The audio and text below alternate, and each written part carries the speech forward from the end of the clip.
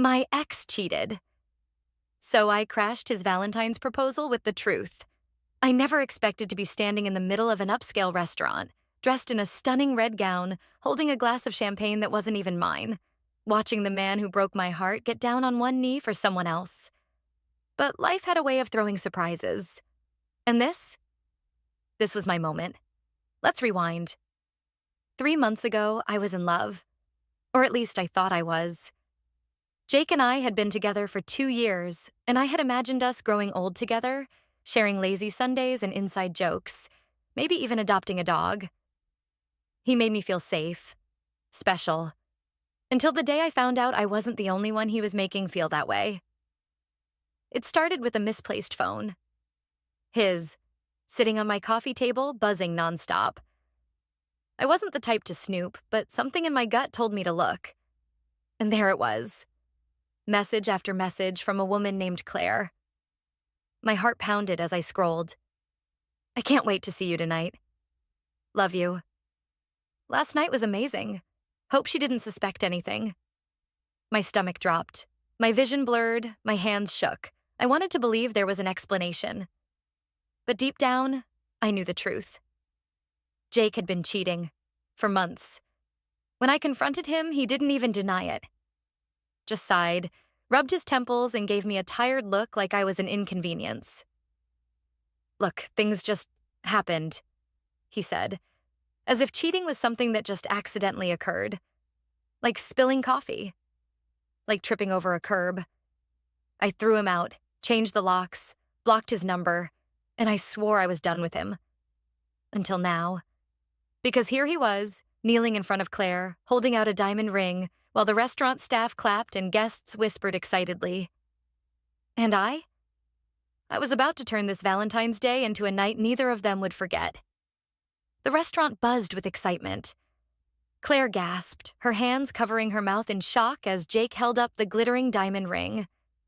People around us sighed, some even pulling out their phones to record the moment. But I wasn't here to celebrate. I was here to ruin it. I stepped forward, clearing my throat just as Claire started to stammer out a response. Wait. The words sliced through the air like a knife. Jake's face, full of fake adoration, went ghostly pale as he registered my voice.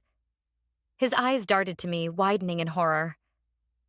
Claire turned as well, blinking in confusion. Who? She started, but I cut her off. Sorry, Claire. I just thought you might want to know something before you say yes. I flashed her a polite smile, even as my heart pounded with adrenaline. Jake jumped to his feet so fast he nearly knocked over a waiter. What the hell are you doing here, Emily? His voice was low, desperate, almost like a growl. I took a sip from the champagne flute I had conveniently picked up from a nearby table. Oh, don't mind me. I was just in the neighborhood. But then I saw you about to propose and, well, I couldn't stay quiet. Claire frowned. Jake, who is this? Jake let out a nervous chuckle. No one. Just someone I used to know. I raised an eyebrow. Is that right? Because 3 months ago, I was your girlfriend. You know, while you were sneaking around with Claire behind my back. The restaurant fell silent. A few people gasped. Someone even muttered, "Oh, damn." Claire looked at Jake sharply. What is she talking about?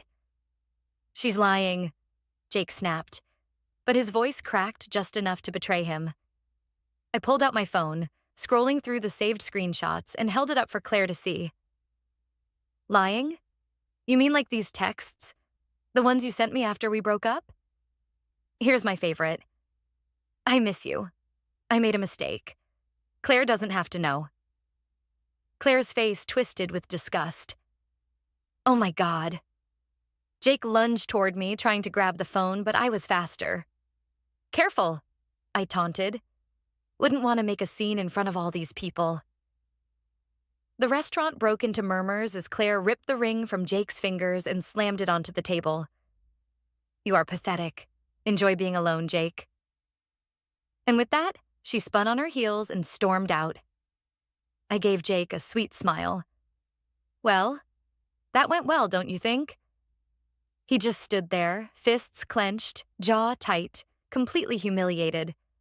I turned, grabbed another flute of champagne from a waiter's tray, and lifted it in a mock toast. Happy Valentine's Day, Jake. Then I walked away, leaving him to clean up his own mess. And damn, did it feel good. The moment I stepped out of the restaurant, the night air felt lighter. Like I had just shed a 2-year burden off my shoulders. I wasn't even 5 steps down the sidewalk when I heard footsteps running after me. Emily, wait! I turned, half expecting to see Jake trying to throw some last-minute excuse at me. But no, it was Claire. Her hair was still perfectly curled, her makeup flawless, but her expression? It was a mix of anger, relief, and something I could only describe as gratitude. I crossed my arms. You okay? She exhaled sharply. I don't know whether to thank you or punch you in the face for waiting until tonight to tell me. I smirked. Fair. But hey, at least you found out before you said yes. She studied me for a moment, then nodded. Yeah, you did me a favor. I gave her a small shrug. Not really. I just wanted to make sure Jake got exactly what he deserved. Claire let out a dry laugh. Well, you did that. You should have seen his face after you left. He tried to play it cool, but everyone was staring. A few people even clapped when I walked out. I couldn't help but grin. Oh, I love that for him. Claire sighed, shaking her head. You know, I really thought he was the one. He always made me feel so special, so loved. Guess that was just part of the act, huh? Trust me, I know the feeling, I said. But don't blame yourself. Guys like Jake, they don't deserve the kind of love we give. She nodded slowly, then glanced at me. You want to grab a drink? I mean, I don't know about you, but I could use something strong after all that. I laughed. Why not? Nothing says Happy Valentine's Day like tequila shots with the girl your ex cheated on you with. So we did. And let me tell you, there is nothing more therapeutic than toasting with the woman your ex thought he could play. We swapped stories, compared notes, and by the end of the night, we weren't just 2 women scorned. We were practically friends. Oh, and as for Jake? Well, let's just say word spread fast about what happened that night. The restaurant staff gossiped, social media picked it up, and within days, Jake became that guy. The one whose Valentine's Day proposal got publicly destroyed. His reputation took a hit. His job at some fancy marketing firm got real awkward, and last I heard, Claire's best friend, who worked with him, started a running joke about pulling a Jake whenever someone made a dumb decision. As for me, I moved on, found someone way better. And every year on Valentine's Day, I make sure to celebrate. Not because of romance, but because it's the anniversary of the night I took my power back. And honestly, that's the best kind of love story. A week had passed since the Valentine's Day disaster, and I was still riding the high of watching Jake's perfect little world crumble. Claire and I had kept in touch. Weird, right? But honestly, she turned out to be pretty cool.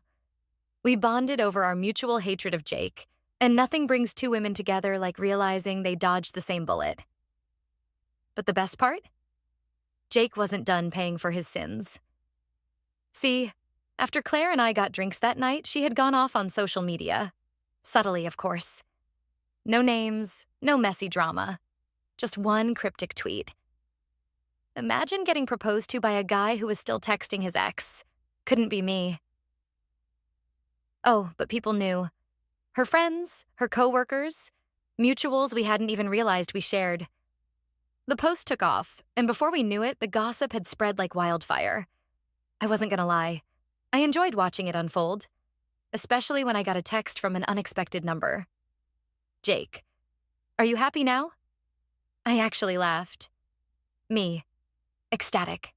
Thanks for asking. Jake, you ruined my life, Emily. Me, no, babe.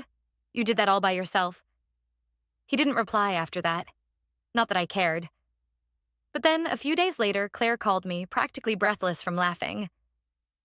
Emily, you are not going to believe this. I smirked. Oh, I don't know. I think I might. No, seriously, she said.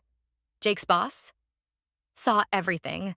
The texts, the tweets, even a video someone took of the proposal fail. And guess what? I raised an eyebrow. What? Apparently, the guy's been trying to land a huge promotion, but his boss is all about honesty and integrity. She made air quotes. So after hearing about how he cheated, lied, and made a complete fool of himself in public, yeah, let's just say that promotion isn't happening anymore. I nearly choked on my coffee. Wait, you mean... Yep, Claire confirmed, barely containing her laughter. He got demoted instead, and now he's stuck working under a guy who's been side-eyeing him ever since the whole scandal blew up. Oh, my God. I actually clapped. That is beautiful. Right? Claire snickered. I guess karma works fast these days. I leaned back, grinning. Honestly, he deserved worse, but I'll take it. Jake had spent years lying, cheating, and getting away with it. He had acted like he was untouchable, like nothing could ever come back to bite him. But now, he was exposed, humiliated, and stuck in a dead-end job, all because he thought he could have his cake and eat it too. And me? I was thriving. Claire and I were planning a weekend getaway, because what better way to celebrate leaving a toxic man behind than with cocktails by the beach? And for the first time in a long time, I felt free. No regrets, no looking back. Just me, karma, and a front row seat to Jake's downfall. It started as a joke. Claire and I were lounging on a beach, sipping margaritas, when she casually said, "You know, we should make a business out of this." I laughed, thinking she was kidding. A business out of what? Destroying cheating exes? She wiggled her eyebrows. I mean, why not? We both got played by the same idiot, but we came out on top. What if we helped other people do the same? At first, I thought she was tipsy from the tequila. But the more we talked, the more it made sense. We knew the red flags. We knew the tricks. We knew how guys like Jake operated. Sneaky texts, shady behavior, fake apologies. And most importantly, we knew how to expose them. So, after a little brainstorming, and maybe a few more margaritas, we had a plan. A social media page, anonymous submissions, a safe space where people, mostly women, but really anyone, could share their suspicions, get advice, and if necessary, drop receipts. By the time we got back home, we had a name. The Heartbreak Files. It took off instantly. Women started messaging us with stories about their shady partners, asking if we thought something was off. Some needed advice. Others needed help gathering proof. And a few? Well, they wanted full-on exposés like the one I pulled at the restaurant. We weren't private investigators, but we were smart, tech-savvy, and petty. And as it turned out, when you give women a platform to share their experiences, they show up. The DMs were wild. My boyfriend always flips his phone screen down and acts weird when he gets texts. Am I overthinking? I found an earring in his car. It's not mine. What do I do? Can you help me decode these shady Instagram likes? And then my favorite kind of message. I need revenge. Teach me your ways. We never encouraged anything illegal, obviously. But sometimes, a well-timed screenshot or a strategically placed question could reveal a lot. And let me tell you, some of these men were stupid. Like one guy who claimed he was working late every night, only for his girlfriend to find out he was literally on Tinder, with his LinkedIn profile picture. Or another who told his girlfriend he was going on a guy's trip, only for her to get an AirTag notification that his phone was at some random woman's house.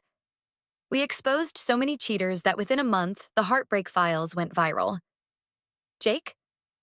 Oh, he hated it. He saw the page. He knew it was me and Claire behind it. And he definitely knew that some of our stories sounded very familiar.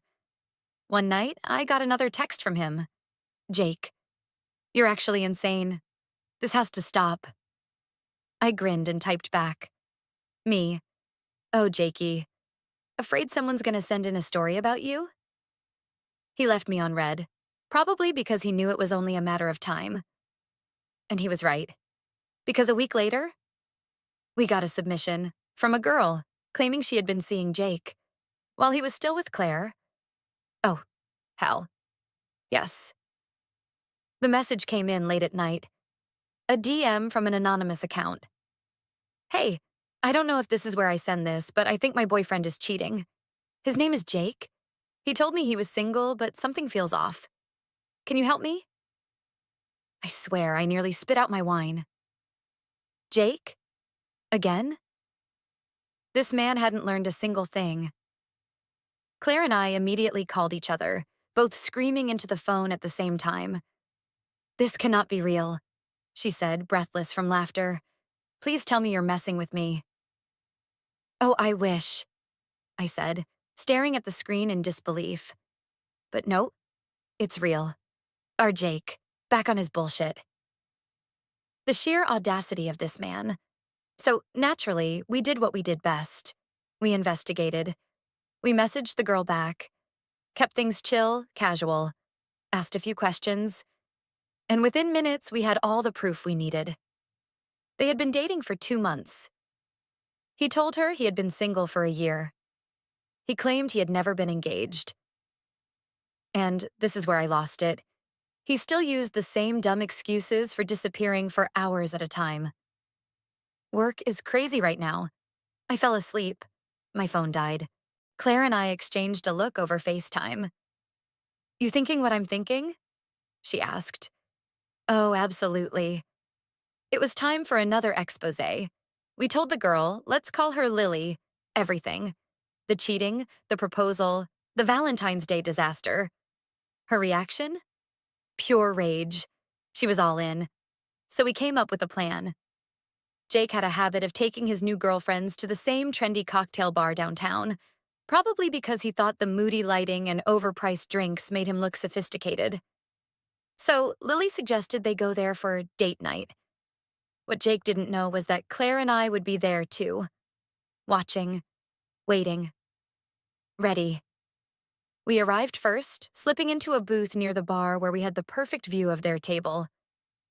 10 minutes later, Jake walked in, hand in hand with Lily, grinning like he had never been caught in a lie before. I swear, seeing him acting all smooth, completely unbothered by the chaos he had already caused, made me want to throw my drink at his head. But I had better plans. Lily played her part perfectly. She laughed at his jokes, touched his arm, let him think he was winning. And then, right as the waiter came to take their drink orders, she dropped the bomb. So, she said sweetly, tilting her head, when were you going to tell me you proposed to Claire? Jake froze. His face? Priceless. It was like watching someone realize they just stepped on a landmine. What? He blinked rapidly. What are you talking about? Lily pulled out her phone and casually swiped to a photo, one from Claire's old engagement announcement post. Funny, she said, turning the screen toward him, because this looks a lot like you. Jake's mouth opened and closed, but no words came out. That's when Claire made her move.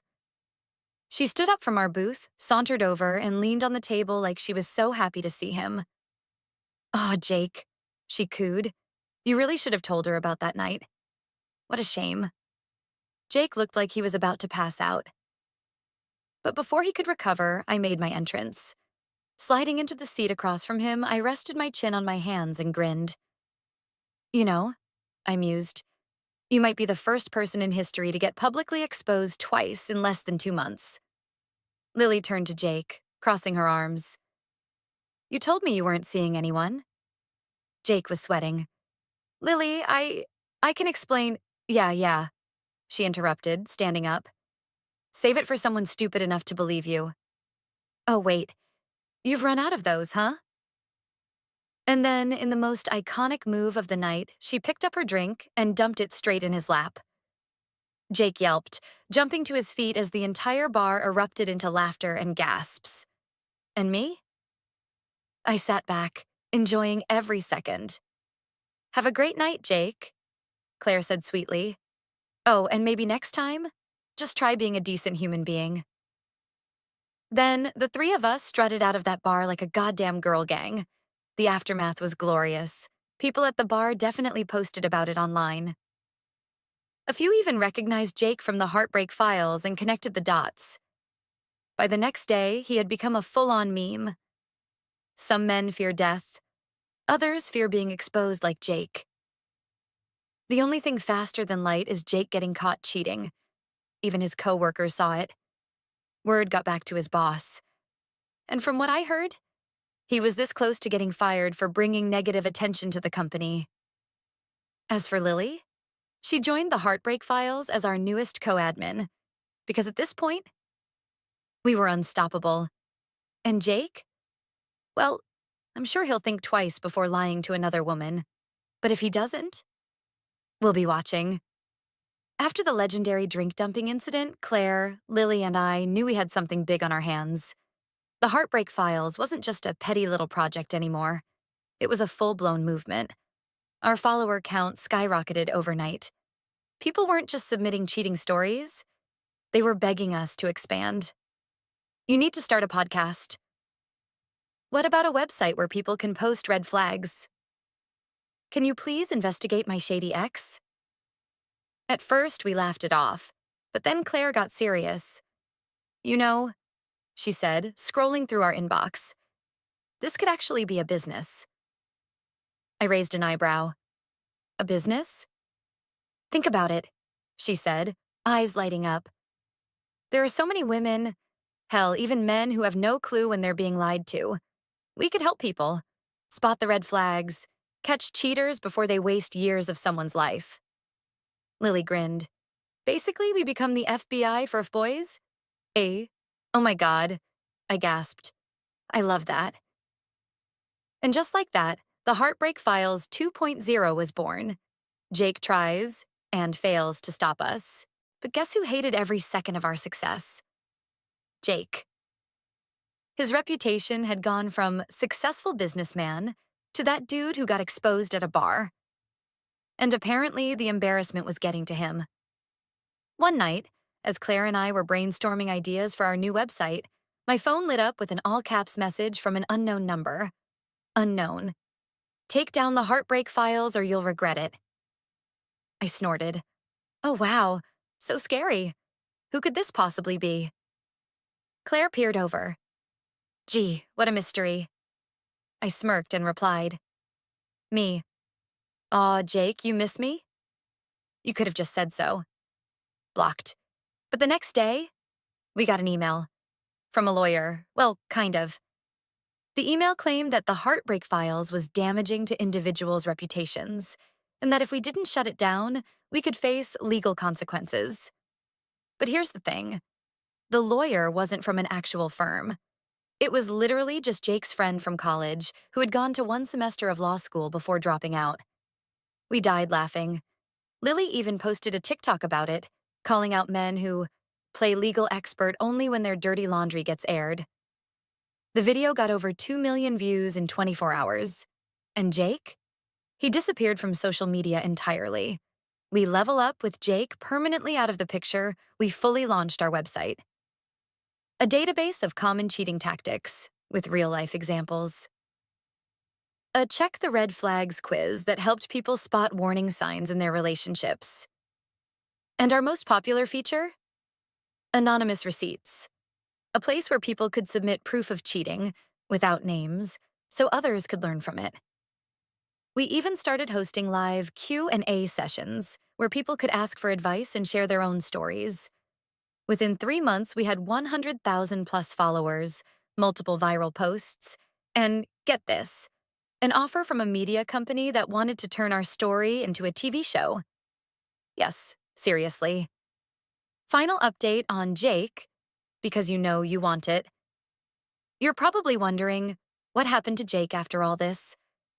Well, a few months later, we heard from a mutual friend that he had moved to a different city to escape the embarrassment. But before he left, he got fired. Turns out his company wasn't thrilled about their employee being publicly exposed as a cheater twice.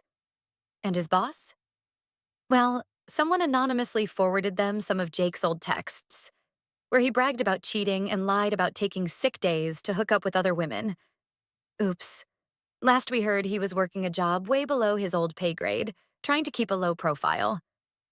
And honestly, we couldn't have scripted a better ending. Never underestimate the power of women who are sick of being played. Oh, and Jake? If you're reading this, we're still watching. My coworker tried to frame me, so I taught her a lesson. I always knew Lisa had it out for me, but I never thought she'd go this far. We worked together at Ridgewood Consulting, a high-pressure corporate firm where promotions were hard to come by. I had been busting my back for months on a major client project, hoping it would land me a senior position. But Lisa, my so-called team partner, had other plans. It started with little things. My reports mysteriously disappeared from our shared drive.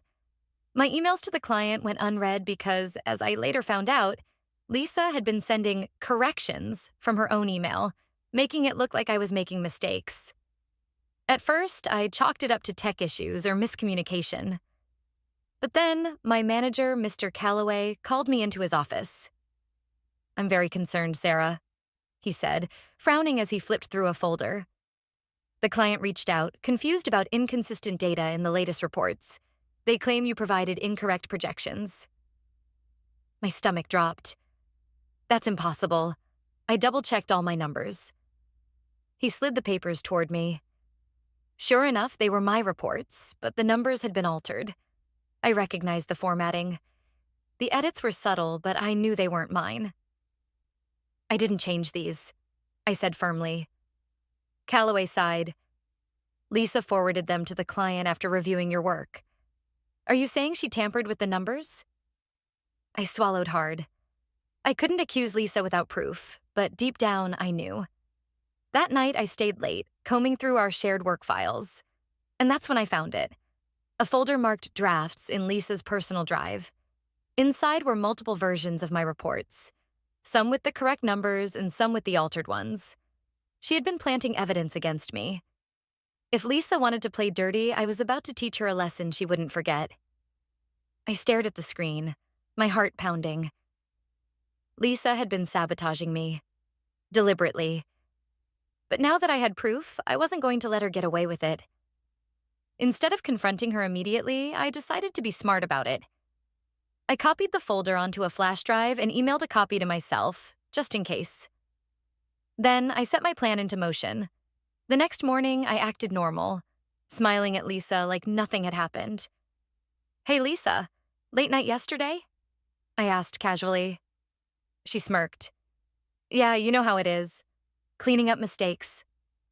I clenched my fists under the desk, but kept my voice light. "Well, I think things are about to get really interesting." At 10 a.m., we had a team meeting with Mr. Calloway and a few senior managers. The perfect opportunity. "Before we begin," I said, standing up, "I'd like to clear up some confusion about the recent client reports." Lisa shot me a sharp look, but I ignored her. I connected my laptop to the projector and pulled up the folder from Lisa's drive. I found these drafts in our shared system. As you can see, the numbers were changed and the edits were made under Lisa's login. A silence fell over the room. Mr. Calloway leaned forward. "Lisa, do you have anything to say about this?" Lisa's face went pale. I don't know how those got there. Sarah must have..." I cut her off.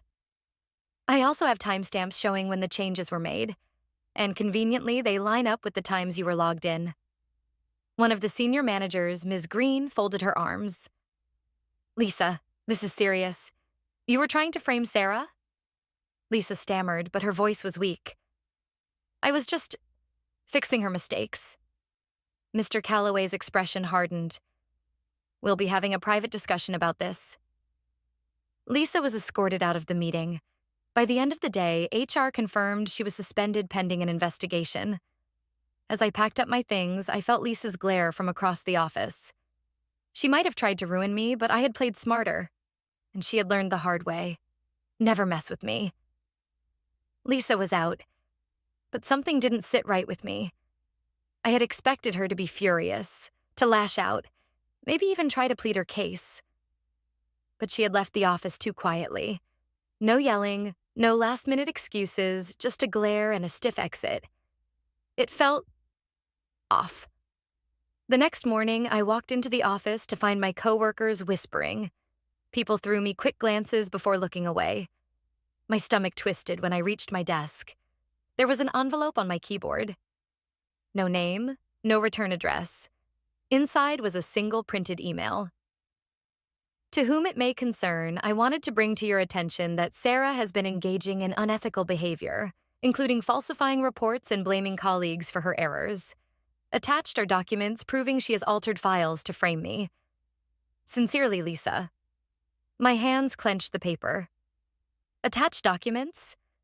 She was trying to flip the script on me. I immediately marched to Mr. Calloway's office. Before I could even knock, he called me in. His face was unreadable. "I assume you saw the letter?" I asked. He nodded.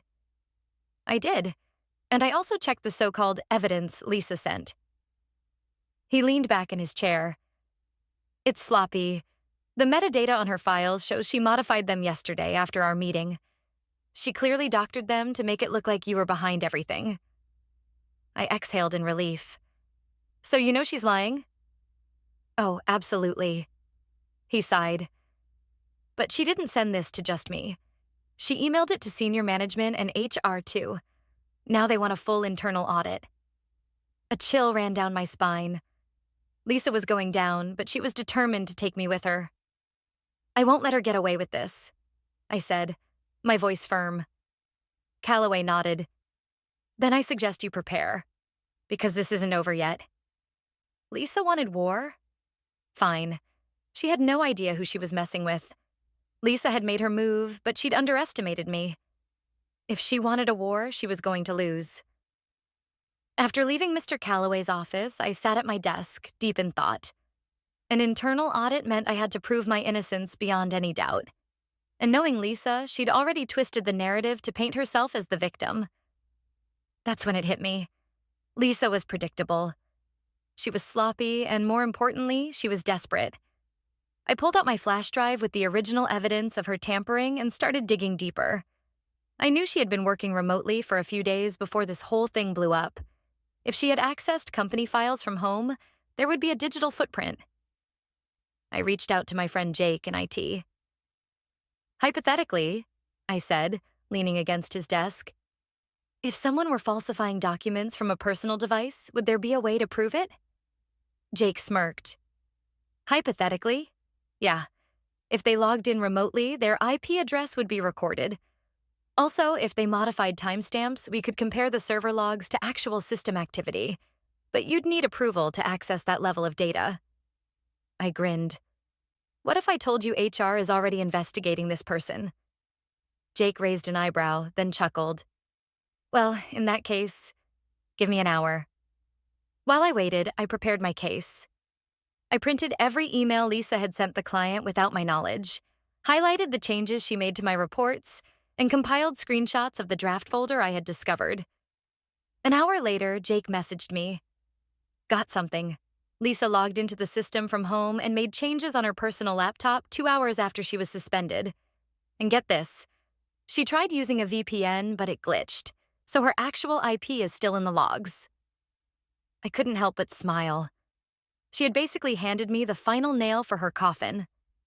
The next morning, I walked into the HR office with a neatly organized folder and a confident stride. Lisa was already there, arms crossed, looking smug. But her face fell the second I dropped my folder onto the table. "I hope you don't mind," I said, "but I brought a little extra proof." Lisa's confidence wavered as I walked the HR manager through everything. Step by step, file by file, timestamp by timestamp. When I showed the log data proving Lisa had tampered with files after her suspension, the color drained from her face. HR exchanged looks. Mr. Calloway sighed. "Lisa, do you have anything to say for yourself?" Lisa opened her mouth, then closed it. She had nothing. By the end of the meeting, Lisa was terminated effective immediately. But that wasn't enough for me. I made sure she left the building with security escorting her out, right past all our coworkers. And the cherry on top? I found out later that Lisa's attempt to frame me backfired so badly that word spread to other companies in our industry. Good luck finding another job, Lisa. Lisa was gone, fired, humiliated, and blacklisted from our industry. I should have felt satisfied. I should have been celebrating. But something didn't sit right. A week after Lisa's departure, I received an email from an anonymous sender. The subject line sent a chill down my spine. "You think you've won?" I hesitated before clicking it open. "Sarah, you think you've beaten me, but you have no idea what's coming. Enjoy your little victory while it lasts." I stared at the screen, my fingers tightening into fists. Was this an empty threat, or was Lisa actually planning something? I wasn't about to wait and find out. I reached out to Jake in IT again. "Hey, remember how you helped me last time?" Jake grinned. "Lisa related?" "Of course. What's up?" I showed him the email. He quickly pulled up some tracking software. She used a throwaway email, but... Oh, Lisa, you idiot. She didn't use a VPN this time. This was sent from a coffee shop 3 blocks from her apartment. "Can we see if she's up to anything else?" I asked. Jake nodded and did some digging. Within minutes, his expression turned serious. "Okay, this is bad.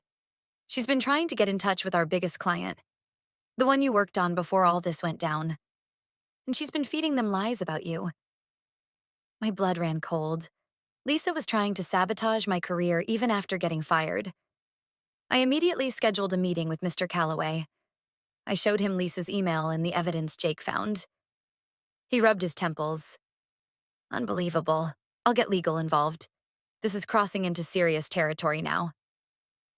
By the end of the day, Lisa received a cease and desist letter from our company's legal team. If she tried to spread false information about me or Ridgewood Consulting, she would face legal action. A few days later, I got another email. This time, the subject line simply read, "Fine. You win." I never heard from Lisa again after that. But just in case, I made sure always to keep my receipts. Because some people never learn. My doorbell camera caught something that no one can explain. I never thought a simple doorbell camera could turn my life upside down. It started with a single notification. Just one. But it was enough to send chills down my spine. It was a rainy Wednesday night, and I had just finished watching a horror movie.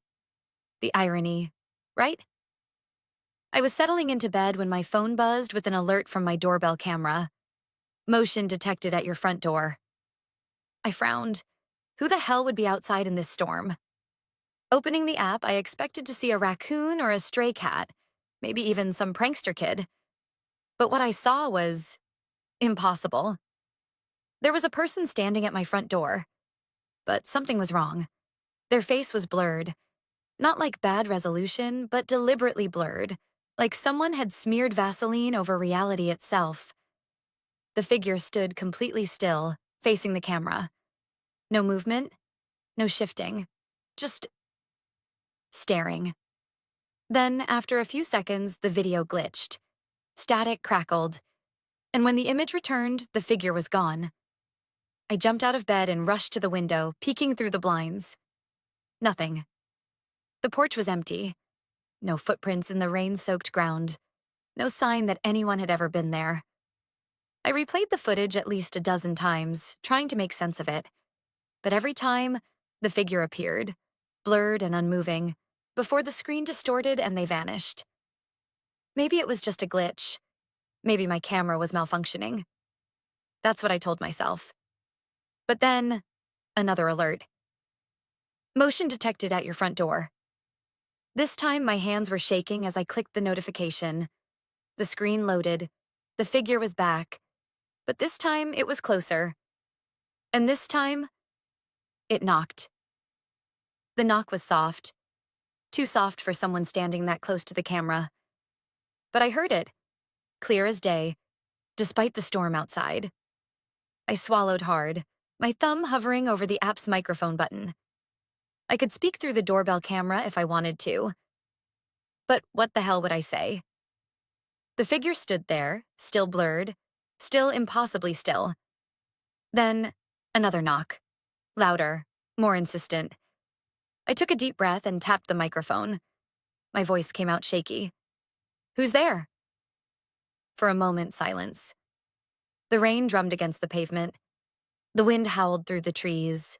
And then, the camera feed glitched again. Not the normal kind of lag either. The screen twisted, pixelated, the colors bleeding into one another like a corrupted file. For a second, I thought I saw something. A flash of a face behind the blur. And then, suddenly, I didn't even see them leave. 1 second, they were there. The next, my porch was empty. My breath came in short, panicked gasps. My brain screamed at me to stay inside, to ignore it. But my body had other plans. Before I even knew what I was doing, I was heading for the front door. I hesitated, my hand on the doorknob. Everything in me said, do not open it. But then I noticed something strange. The doorbell camera was still recording. It shouldn't have been. If there was no motion, it should have stopped. But the light on the app was red, meaning it was still live. Still seeing something. I slowly unlocked the door and cracked it open just enough to peek outside. Nothing. Only the sound of rain and the flickering porch light. But then, a whisper. Software just beyond my threshold. "Let me in." My stomach dropped. It wasn't coming from in front of me. It was coming from above. I looked up. And that's when I saw it. Hanging upside down from the porch ceiling, its head tilted too far to the side, was the figure. And now, its face was clear. And it was grinning. I froze. The figure was upside down, suspended from the ceiling, its long, dark hair hanging like a tangled mess of shadows. But it wasn't the hair that made my blood run cold. It was the eyes. They were wide open. Too wide. Staring directly at me with a predatory hunger.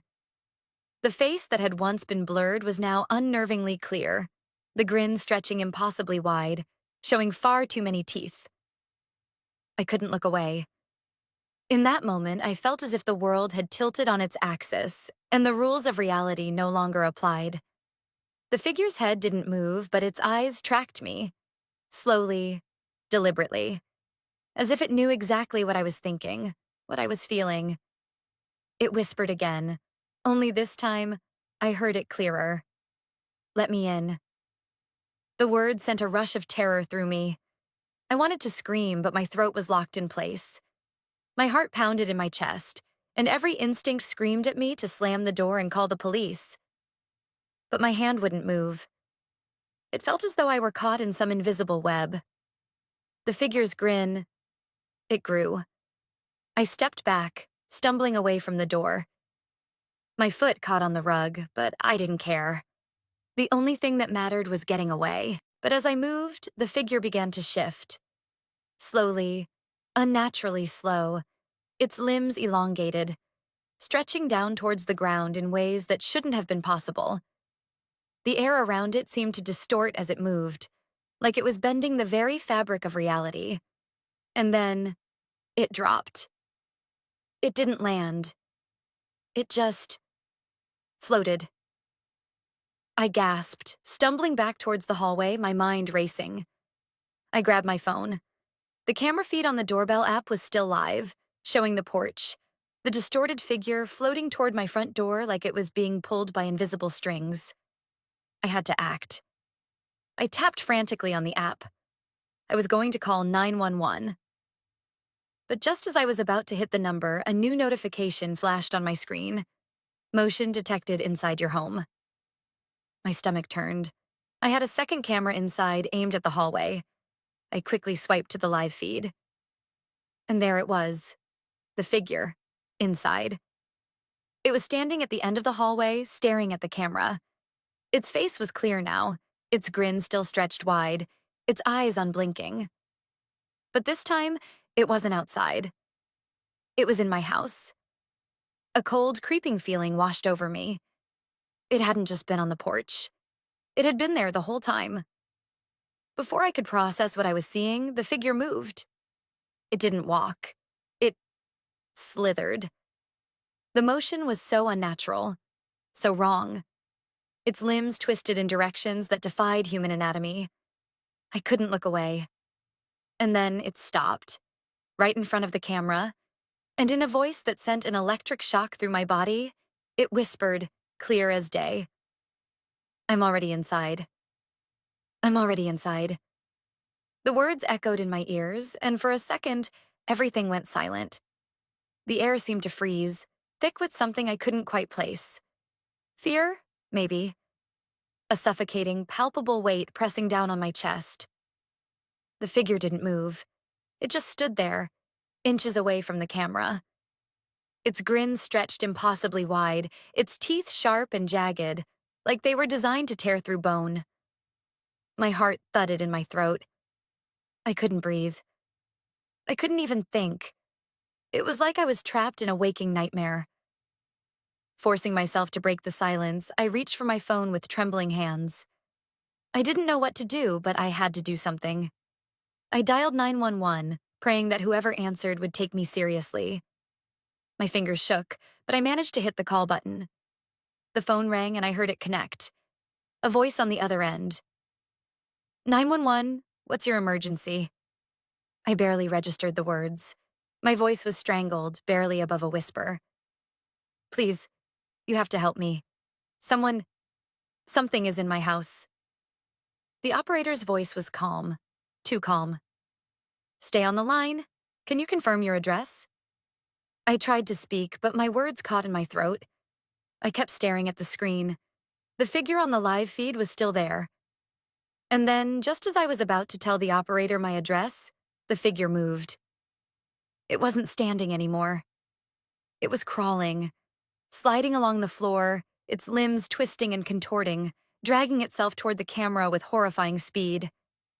Its back arched unnaturally, the joints snapping in ways they weren't meant to. The grin never left its face. I could hear the bones crackling, twisting with every movement. Sir? The operator asked. Her voice edged with concern, but I couldn't respond. The fear that paralyzed me was overwhelming. In the live feed, the figure's face was now directly in front of the camera, just inches from the lens. I could see the intricate detail of its eyes now. No pupils, just pure black voids. It whispered again, this time low and slow, its voice a rasping, unnatural sound. I've been here all along. And then everything went silent. The feed froze. The screen went black. I slammed my phone down on the table and ran to the hallway, my heart pounding in my chest. I didn't care if it was just a glitch or some sick prank. I had to get out. But when I reached the front door, the hallway was empty. No figure, no distorted figure crawling toward me. Just the quiet of my house. Too quiet. My hands trembled as I reached for the door handle, and for a split second, I thought it was over. Maybe it had all been my imagination. Maybe it was a glitch in the system. Maybe I was losing my mind. Then my phone buzzed again. I grabbed it, desperate for something that made sense. But when I opened the app, I saw something that shattered my reality. The feed was back on, showing the inside of my house. But it wasn't my hallway anymore. It wasn't the room I'd just been in. It was my living room. And in the corner, standing next to the window, was the figure. It wasn't on the porch. It wasn't outside. It was now standing right there in the middle of my home. And its grin, it was wider than ever. I stared at my phone in disbelief, my breath shallow and panicked. The figure, that thing, was standing in my living room now, its face illuminated by the dim glow of the streetlight outside. But there was something worse than its grin, something far more unsettling. It was watching me, through the camera. It was as if it knew exactly where I was, that I was looking at it, and it was waiting. I stumbled back from the door, my back hitting the wall with a soft thud. My mind raced, desperately trying to make sense of what was happening. Had I been dreaming? Was I going crazy? But no, my doorbell camera was still live, showing the living room in real time. I turned around and ran toward the front door, knowing I needed to get out. I didn't care anymore. I had to leave, to escape whatever this was before it was too late. But when I grabbed the door handle and tried to twist it, it wouldn't budge. I pulled harder, panic flooding my veins. It was locked. I had just unlocked it seconds ago. I was sure of it. I turned back toward the living room. The figure was still standing there. And now, it was closer. I could see its hollow eyes more clearly, the darkness swirling within them. The grin, it never faded. It only grew. And then, from the camera's perspective, I saw the shadow of the figure move. It wasn't just standing there anymore. It was walking. Not in the way a normal person would walk. Its movements were jerky, inhuman. Its limbs twisted unnaturally, as though each step was a struggle. It was crawling and shifting across the floor at the same time, a nightmarish dance of movement that defied all logic. I screamed. I slammed my body against the door again, the handle still stuck. I needed to get out. I had to. That's when I heard the sound. A low, echoing knock. From behind me. It wasn't coming from the door this time. It was coming from the living room. I turned around, dread sinking into my chest like ice. The figure had stopped moving. It was standing there, directly in front of the camera now, a few inches away. Its shadow stretched across the floor, unnatural in length. It raised its hand. No, its fingers. They were too long, too spindly. And as it brought its hand up to the camera lens, its grin grew wider, impossibly wider. I couldn't move. The figure reached out, its fingers pressed against the camera lens, right where I was watching from. And then, it whispered one final time, "I'm coming for you." The app froze. The feed cut out. I couldn't see anything. The screen went black. The room around me felt colder. The walls felt closer, like the space was shrinking. My phone buzzed in my hand. A new notification from the app. Motion detected inside your home. And the living room feed was back on. The figure was gone. But now, the entire living room was covered in blood. It was everywhere. All over the walls, the couch, the floor, the windows.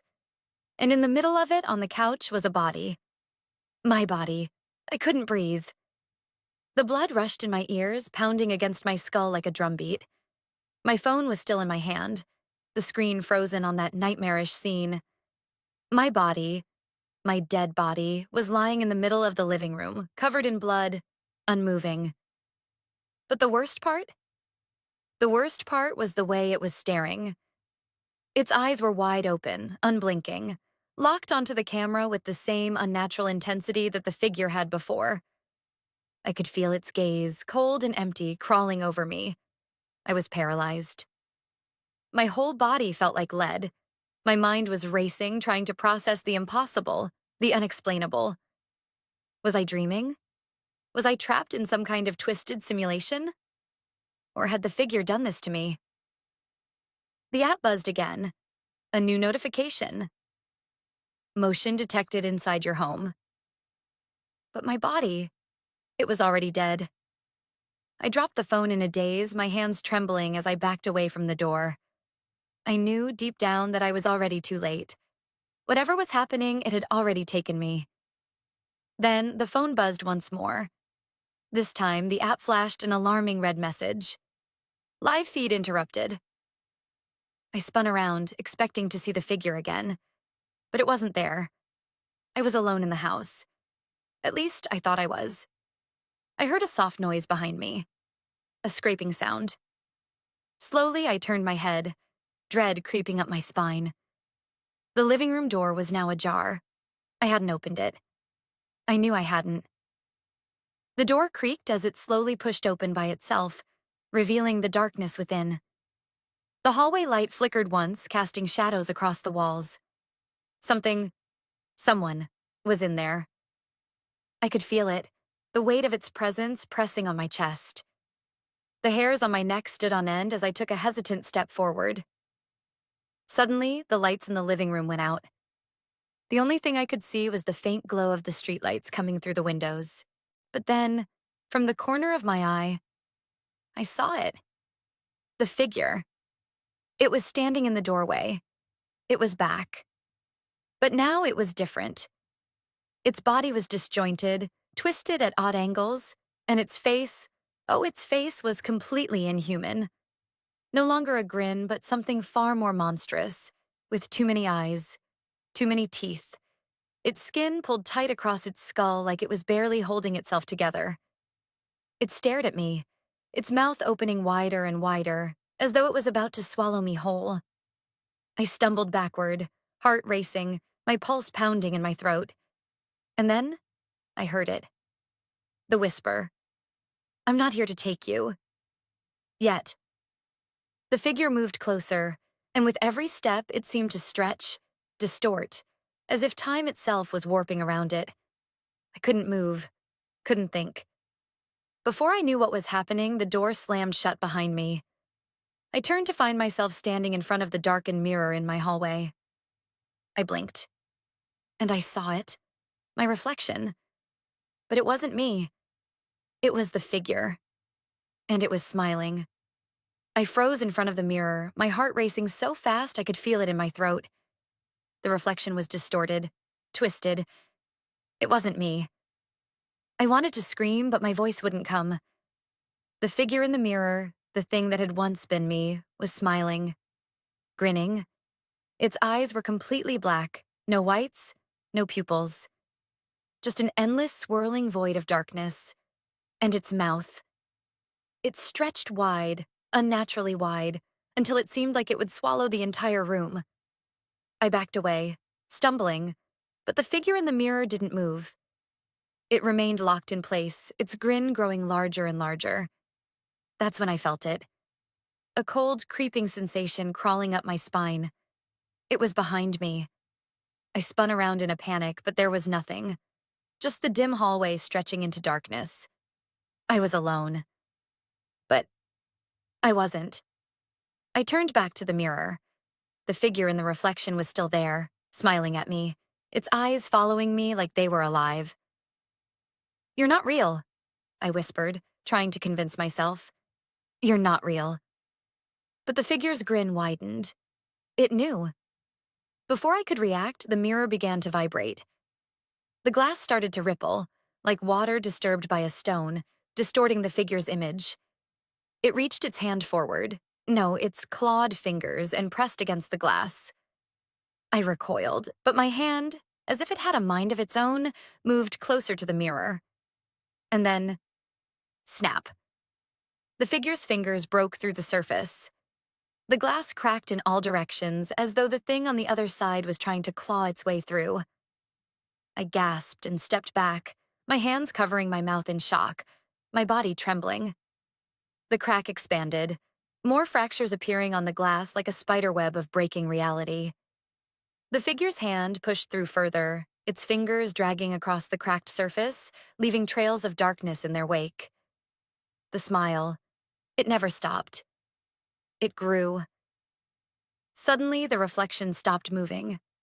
Everything went still. But I could hear breathing, heavy, ragged breathing coming from the other side of the mirror. I backed up, eyes wide, as my reflection, the thing that was once me, continued to smile, the grin now almost splitting its face in two.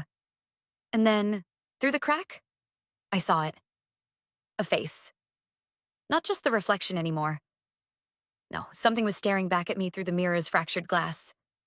A pale, gaunt face. My face. But it was wrong.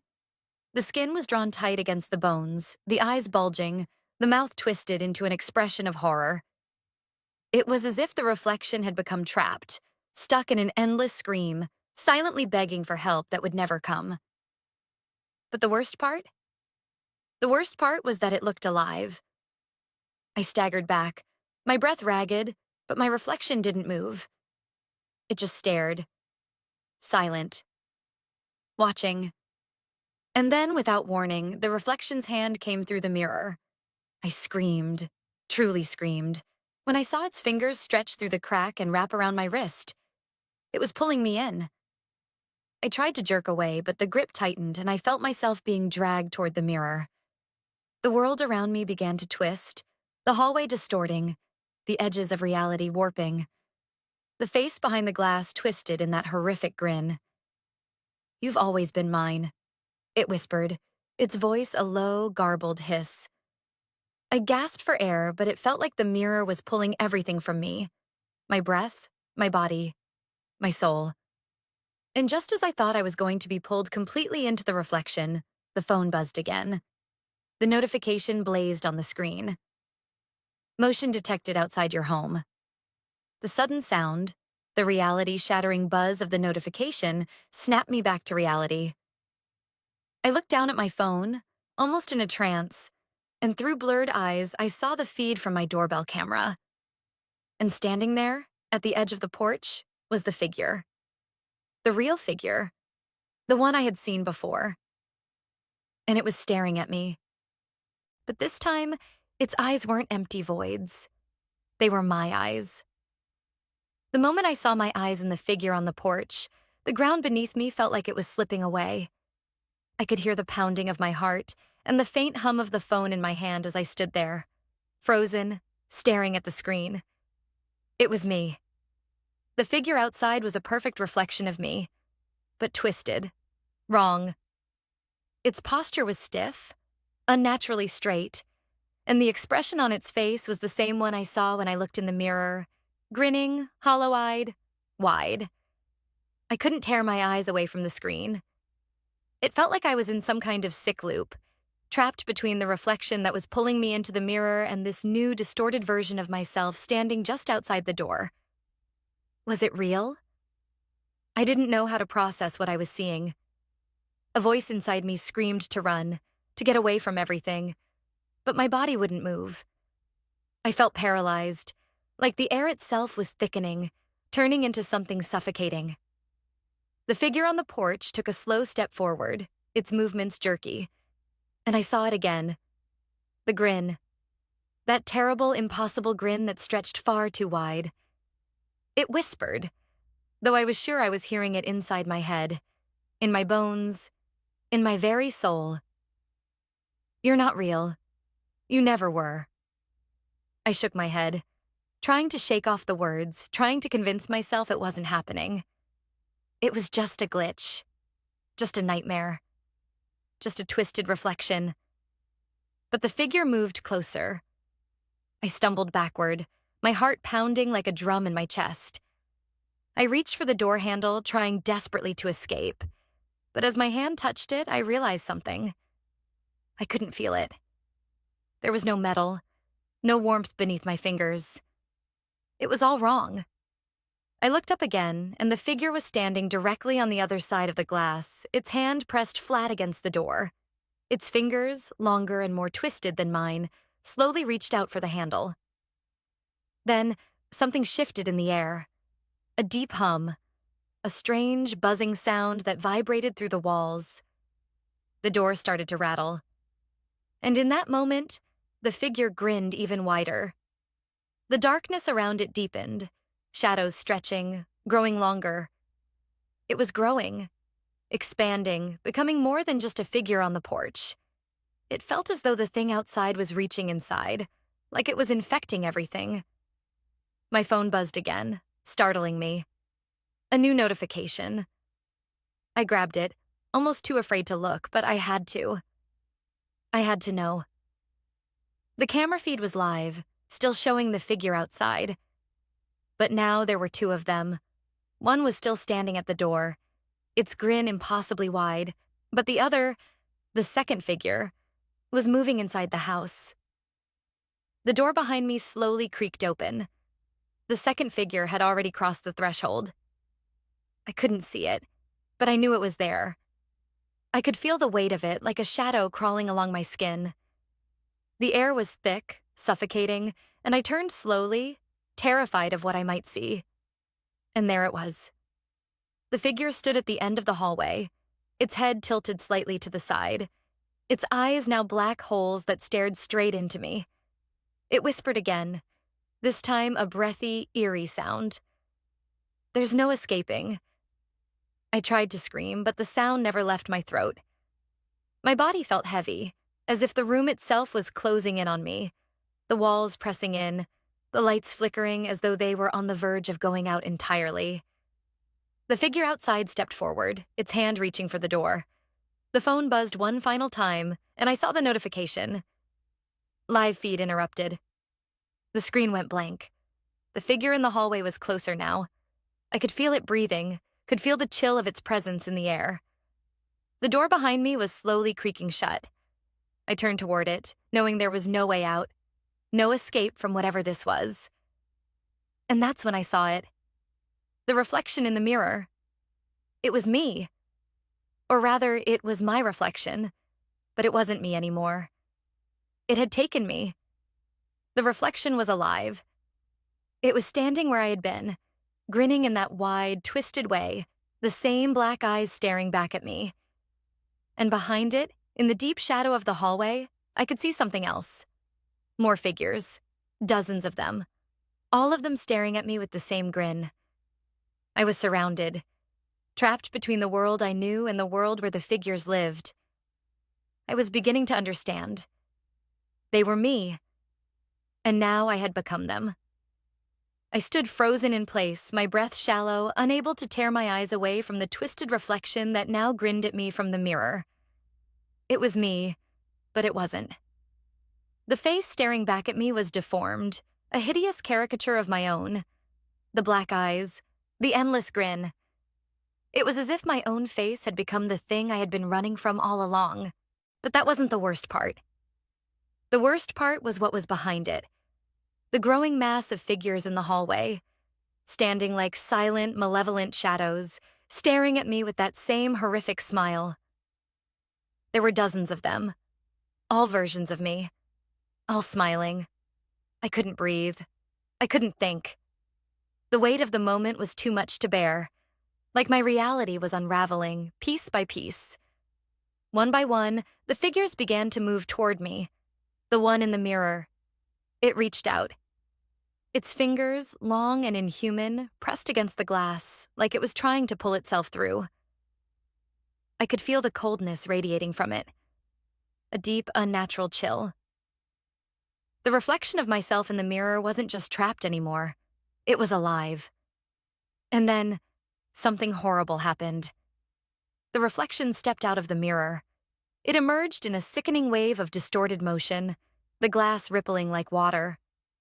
One moment, it was a reflection. The next, it was standing right behind me. It was inside the house. I turned to run, my legs shaking, but the hallway in front of me stretched on forever, like I was trapped in a maze with no way out.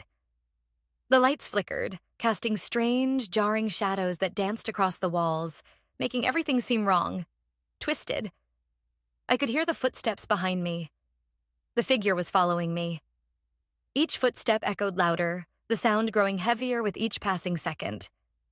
I glanced over my shoulder, only to see the second figure, the one from the porch standing at the end of the hallway. Its black eyes were locked on mine, its grin stretching wider, as if it had all the time in the world to enjoy the terror in my face. I turned again, desperate for an exit, but the hallway had completely transformed. It wasn't my house anymore. It was theirs. The walls were closing in, and the familiar warmth of my home was replaced by an eerie coldness that seeped into my skin. I grabbed at the walls for support, trying to steady myself, but they felt wrong. The figures were closing in. And then, the door at the end of the hallway swung open. I hadn't seen it open, hadn't heard it creak, but there it was. An exit. I ran toward it, my heart pounding in my chest. The figures behind me moved faster now, the noise of their footsteps like a tidal wave, deafening. The door beckoned me, but as I approached it, I felt a chill sweep through the room, a strange resistance, like the door didn't want to be opened. I gritted my teeth, throwing my weight into the door. It didn't budge. I screamed in frustration, rattling the handle, trying to force it open, but the door was locked. It was never going to open. I turned back, my eyes wild, searching for another way out. But that's when I saw it. The reflection in the mirror. It had followed me. It was standing behind me, its expression twisted into something demonic, its teeth bared like it was about to consume me. The world around me began to spin. The walls caved in. The shadows grew taller, their forms shifting and warping like they were alive, chasing me, suffocating me. The figures in the hallway reached for me with long, bony hands, their fingers stretching. And then, as if everything was falling apart at once, the air shifted. A sudden, violent burst of static crackled through my mind, like a wave crashing against my consciousness. I gasped for air, clutching my head as the figure's grins grew too wide to be real. The phone in my pocket buzzed again. I pulled it out, my hands shaking, and opened the doorbell camera app with trembling fingers. The feed was live again, but this time it wasn't my home that was being shown. It was an empty, abandoned house, and standing in the middle of the room was me. I was standing there, staring at the camera, my expression blank. Except there was something different. In the reflection behind me, the figures were there. All of them. And they were smiling. "You've always been here," the figure whispered from behind me, "just like us." And then the screen went black. Everything went silent. The silence was deafening. I stared at my phone, heart pounding, the black screen staring back at me. The house around me seemed to have lost all sound, as if time itself had stopped. The figures were gone. The reflection had disappeared. I was alone in the hallway, trapped in this eerie stillness, and yet something felt wrong. Too wrong. I looked down at my hands, shaking. I touched my face, my fingers brushing over my skin as though confirming that I was still here, still real. But the feeling didn't fade. There was a heaviness in the air, a feeling that something wasn't right. Like I had crossed some boundary I couldn't come back from. I glanced at the door again, the one that had refused to open. But now it stood wide, the hallway beyond swallowed by the darkness. I didn't want to look into that void again, but something tugged me toward it, urging me to step forward. My legs moved on their own, carrying me toward the unknown. As I approached the doorway, I noticed something on the ground. Something I hadn't seen before. It was an object. Small, metallic, and glinting in the dim light. My breath caught in my throat as I knelt down to pick it up. It was a key. I hadn't seen it there before. It hadn't been there when I first tried to open the door. But now it was in my hand, cold and heavy. I stared at it, confused, unsure of what it meant. I reached for the door handle, slipping the key into the lock. It turned effortlessly. The door opened, and I stepped into the darkness. The moment I crossed the threshold, I felt the world shift again. The air felt thicker, colder. My phone buzzed once more, and I pulled it out in a daze, almost afraid to see what it would show me now. The camera feed was back, but what I saw made my blood run cold. It was the same house, the same room, but it was empty. There was no sign of the figures, no sign of anyone. Just an endless, echoing silence. Except for one thing. Standing in the far corner of the room, I could see a mirror, and in the reflection, I saw someone standing in front of it. It was me. I took a step closer, and the figure in the mirror took a step as well. Its grin widened.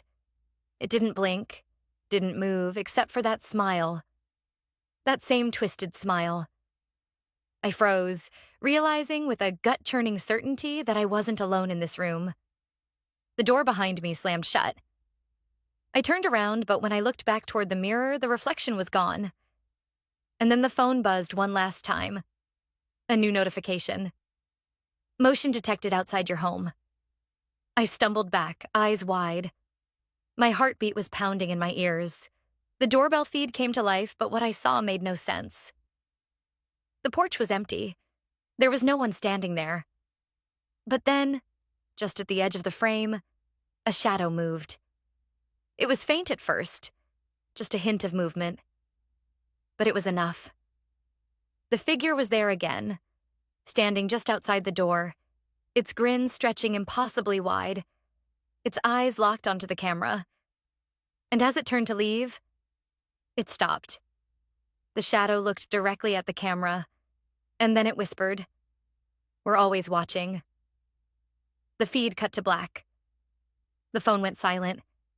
The darkness closed in, and I was left to wonder, was it ever really me? I woke up in my own funeral, but I wasn't dead. The first thing I noticed was the scent of lilies.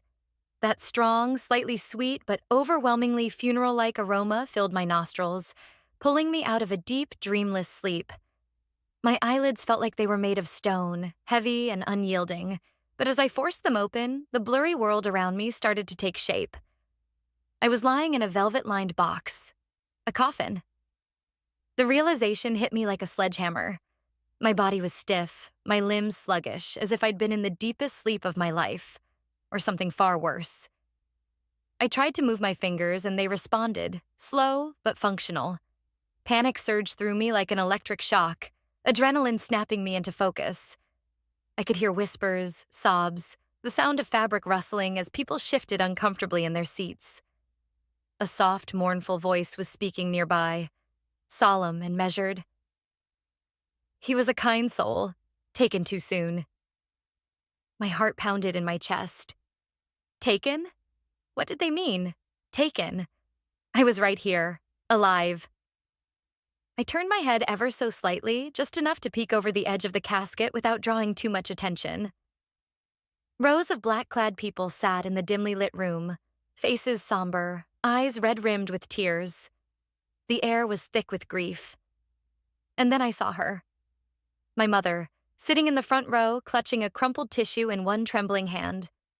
Her eyes were hollow, swollen from crying. Beside her, my sister buried her face in her hands, shoulders shaking with silent sobs. "I'm here. I'm alive." I wanted to scream, but my throat was dry as sandpaper. My breath hitched, the weight of the moment crashing down on me. Then another voice, one that sent a chill down my spine. He would have wanted us to remember him as he was, but we must also acknowledge the tragic circumstances of his passing. I froze. My passing? The speaker was a man I didn't recognize, tall with an air of authority, standing near my casket. His words rang in my ears like distant thunder, but they made no sense. What the hell happened to me? I tried to sit up, but my muscles resisted. I had to be careful. If I moved too fast, people would panic. But if I stayed still, I might be buried alive. And then, the worst thought of all struck me. What if I wasn't supposed to wake up? Panic clawed at my throat as I lay motionless in the coffin, my mind racing. My own funeral. My mother sobbing. A stranger speaking about my death. I wasn't dead. But if I wasn't careful, I soon might be. I took slow, shallow breaths, forcing myself to stay calm. Think. If I bolted up right now, people would scream, chaos would erupt, and, worst case scenario, someone might assume I was some reanimated corpse and put me right back in the grave. I needed proof of what had happened to me. How did I end up here? Why did everyone think I was dead? The man speaking was still talking. I forced myself to focus on his words. His sudden passing has left us all shaken, but we take comfort in knowing he rests in peace now. Let us reflect on the good memories he left behind. Sudden passing? That didn't sound like an illness. An accident, maybe? Or worse. Something deliberate. I swallowed hard. My fingers twitched. The movement was subtle, hidden beneath the satin lining of the coffin. I needed to get out of here, but I had to do it without sending everyone into a panic. Then I saw something that made my blood run cold.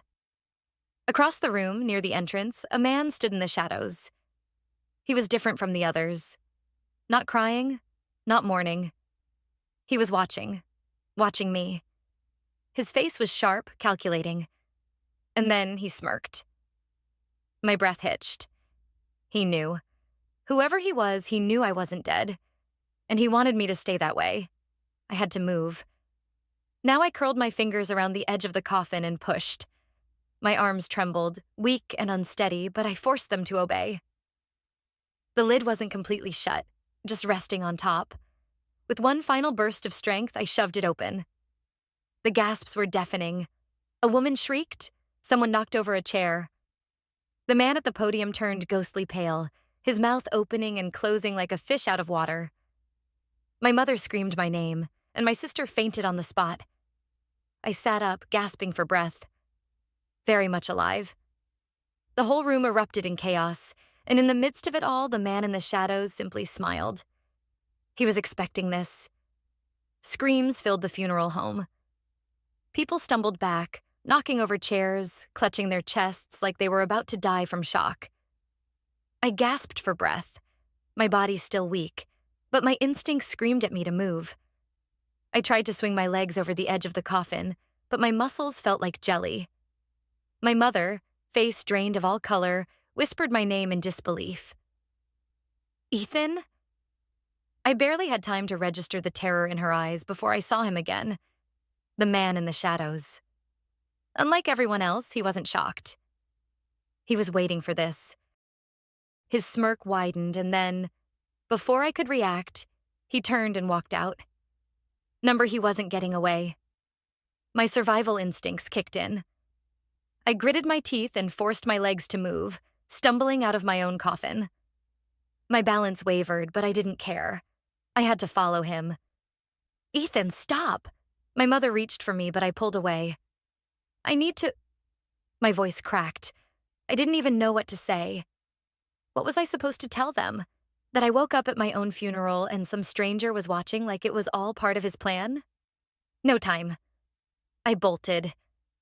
I stumbled past horrified mourners, their whispers ringing in my ears.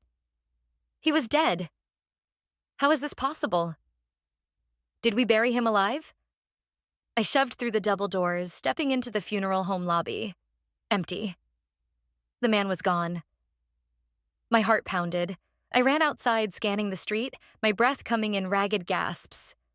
The late afternoon sun hit my face, almost blinding me. And then I spotted him, a few yards away, slipping into a black sedan. Not today. I sprinted, my body protesting with every step, but I pushed forward. The car engine roared to life. Tires screeched.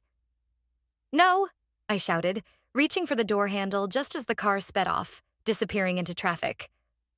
I stood there panting, fists clenched, mind reeling. Who was he? How did he know? And most importantly, why was I in that coffin in the first place? I stood in the middle of the street panting, fists clenched as the black sedan disappeared into the distance. The man had gotten away, but this wasn't over. I turned back toward the funeral home where people were still in chaos. Some mourners had spilled outside, staring at me like I was some kind of ghost. My mother was standing at the doorway, her face pale, eyes filled with disbelief and something else. Fear. I took a shaky step toward her. Mom. She flinched. That hit me harder than I expected. My own mother was afraid of me. Ethan, she whispered. How is this possible? I didn't know what to say. I didn't know what had happened to me. Mom, My voice caught. Then, from behind her, another voice. This isn't possible. I turned. Dr. Harris, our family doctor. He stood among the mourners, his face a mask of shock. He took a hesitant step forward, his gaze locked onto me like I was a puzzle that didn't fit. I checked. He muttered. I signed the death certificate myself. You were dead, Ethan. No pulse, no breathing, no brain activity. My stomach twisted. Then how am I standing here? No one answered. I ran a hand through my hair, trying to make sense of everything. What happened to me? How did I die? Silence. People exchanged uneasy glances. Finally, Dr. Harris spoke. You were found in your apartment 3 days ago. No signs of struggle, no injuries, just gone. 3 days. I had been dead for 3 days. I shook my head. That's impossible. My mother stepped forward. We, her voice broke. We had you embalmed, Ethan. The air in my lungs turned to ice. No, that wasn't possible. If they embalmed me, I shouldn't be alive. I staggered back, my legs trembling. No, that doesn't make sense. I'd be dead. For real. I lifted my shaking hands to my face, pressing my fingers to my skin. It felt warm. Real. I looked at the stunned crowd. At my mother. At Dr. Harris. No one had answers, but someone did. The man in the black sedan. Who was he? What did he know? And most importantly, what the hell had really happened to me? I had to get out of there. The funeral home, the horrified faces, the whispers. It was too much. My own mother looked at me like I was something unnatural, like I wasn't even her son. I turned and ran. People called after me, but I didn't stop. I sprinted down the street, ignoring the burning in my legs. I needed answers, and there was only one place to start. I stood outside my door, heart pounding. The police had sealed the place after my death, but I wasn't about to let that stop me. I reached under the doormat. My spare key was still there. Classic cops. I unlocked the door and stepped inside. The air was stale. Everything was exactly as I remembered. Except for one thing. The smell. Something chemical. Faint but distinct. Like antiseptic. I flipped on the lights. My living room was undisturbed. No sign of struggle. No forced entry. But as I moved deeper into the apartment, a strange feeling crept over me. Something wasn't right. I stepped into my bedroom. And that's when I saw it. My bed was perfectly made. That didn't make sense. I was messy. I never made my bed. But now the sheets were tucked in tight, almost like a hospital bed. And sitting neatly on my pillow was something that made my blood run cold. A white envelope. Someone had been here. I swallowed hard and picked it up. My fingers trembled as I tore it open. Inside was a single sheet of paper. 4 words. Don't trust your memories. I stared at the message, my heart pounding. What the hell did that mean? Then I saw something else. At the bottom of the paper, written in tiny letters, you were never supposed to wake up. A chill ran down my spine. Who left this? The man in the black sedan? Someone else? I dropped the letter and turned in a circle, suddenly feeling like I was being watched. Something was very, very wrong. I wasn't just a man who had woken up at his own funeral. I was something else. I clutched the note in my shaking hands. Don't trust your memories. You were never supposed to wake up. The words felt like they were burning into my brain. My whole body tensed as I scanned the room. Someone had been here, watching, waiting. I needed answers. I grabbed my phone from the nightstand, miraculously still there, and checked the date. 3 days. I had been dead for 3 days. But what happened before that? My head throbbed as I tried to remember. Flashes of something. A conversation? A presence? I squeezed my eyes shut. There was something just out of reach in my mind, like a word on the tip of my tongue. I couldn't trust my memories. Fine. I'd find the truth another way. I rushed to my living room, fired up my laptop, and opened my security camera footage. I had a camera in my apartment, just a cheap one I bought months ago, more for paranoia than anything else. Maybe it had caught something. I clicked through the files, my heart racing. Then I saw it. A video from 3 nights ago, the night I died. I hit play. At first, it was normal. I walked into my apartment around 10:37 p.m., looking tired, tossing my keys onto the counter. I poured myself a drink, sat on the couch, stared at my phone. Then, at exactly 11:03 p.m., everything changed. I suddenly froze. Not like I had fallen asleep. More like my entire body just stopped moving. I sat there, eyes open, completely still, for exactly 3 minutes and 17 seconds. Then, something even worse happened. At 11:06 p.m., the front door opened, and I didn't react. A man stepped inside. I leaned closer to the screen, my pulse hammering.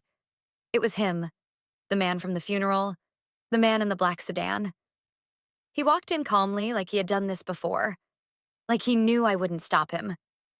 He approached me, bent down, whispered something in my ear, and then I collapsed. Limp, motionless, like a puppet with its strings cut. The man stood up, pulled out his phone, and made a call. He spoke into it for a few seconds, then walked out, closing the door behind him. The footage ended. I stared at the screen, my hands gripping the desk so hard my knuckles turned white. I didn't die. I was shut off. Someone had done this to me. And now, for some reason, I had woken up when I wasn't supposed to. Which meant they were coming back. My breath came in sharp, uneven gasps. I didn't die. I was shut off. The thought sent a shiver down my spine. What did that even mean? Was I drugged? Hypnotized? Something worse? I rewound the footage, watching the man again. His movements were so deliberate. He knew exactly what he was doing. And whatever he whispered to me, it had shut me down. I needed to find him. I needed to know what the hell I was. I played the footage again, scanning for details. Then I noticed something I had missed before. The man wasn't alone. A split second before he entered, a second figure passed by the camera. Just a shadow, barely visible in the hallway. But they were there. A second person. A team. This wasn't some random attack. It was planned. I pulled up my phone, fingers trembling, and did the only thing I could think of. I called Liam. Liam was my best friend. Or at least, he had been. We hadn't talked much lately, but if anyone could help me figure this out, it was him. He was a tech guy, a security expert. Paranoid as hell, but maybe that was exactly what I needed right now. The phone rang. Once, twice. Then finally his voice. Hello? I exhaled. Liam, it's me. A long pause. Then, no. His voice was sharp. No, this isn't funny, man. I'm serious, I said quickly. It's me. I'm alive. Another pause. Then static. Not regular static. A weird, distorted crackling like something interfering with the call. Then Liam whispered something that made my blood run cold. Ethan, listen to me. You need to get out. Now. What? What are you talking about? They're watching. A loud bang echoed through my apartment. I spun around, heart hammering. Someone was at the door. No. Someone was trying to break in. Liam's voice came through, urgent. Run! I didn't hesitate. I grabbed my laptop, shoved it into my backpack, and bolted for the fire escape just as the door burst open. I didn't see their faces. I just saw black gloves. A flash of something metallic. I jumped. The cold night air hit me as I landed on the fire escape, scrambling down as fast as I could. My muscles still felt weak, but adrenaline pushed me forward. I hit the ground and ran. Footsteps thundered behind me. They were chasing me. I sprinted down the alley, lungs burning, mind spinning. None of this made sense. Who were they? What did they do to me? And most terrifying of all, what if I wasn't human anymore? The night air burned my lungs as I ran, footsteps pounding behind me. They were close. Too close. I darted into another alley, my mind racing. I had no plan, just one goal: survive. A sharp crack rang out. Gunfire. A bullet ricocheted off the brick wall inches from my head. I pushed harder, legs screaming, but I was slowing down. I was weak.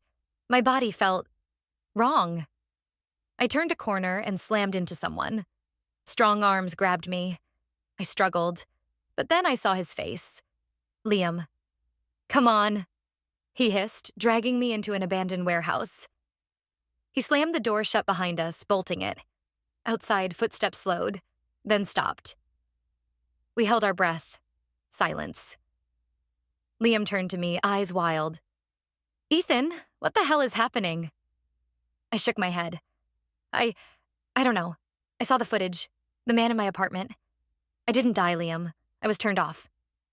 Liam paled. That's not possible. I swallowed hard. I think... My voice cracked.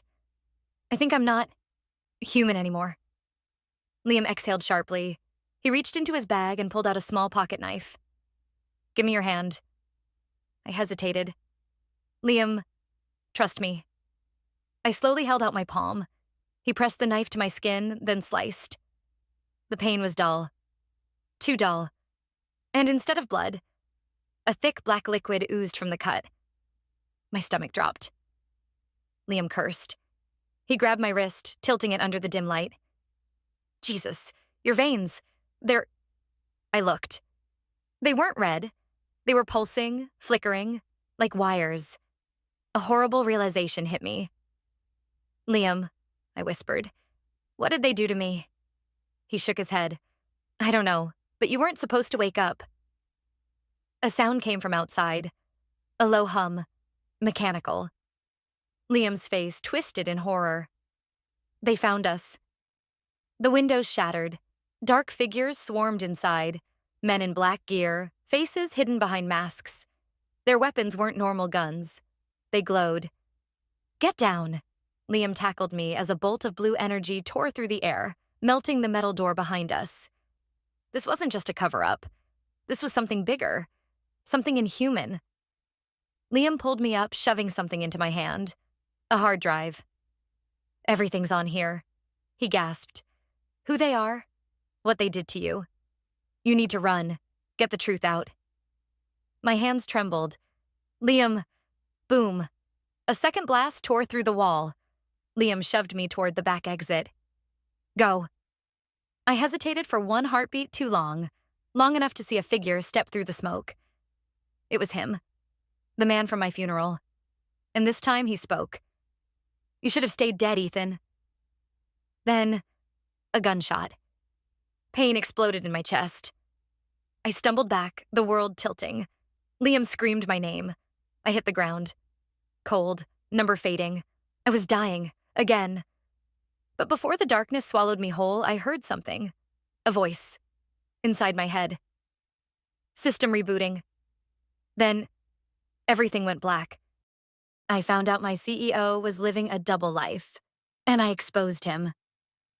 I always knew there was something off about Mr. Bennett. As a junior financial analyst at LuxTech Industries, I wasn't exactly rubbing elbows with the CEO, but I saw enough to know he was different. Unlike other executives who flaunted their wealth, Henry Bennett was quiet, calculated. He had a reserved presence, an almost eerie calm about him. It wasn't until I found the black folder that everything unraveled.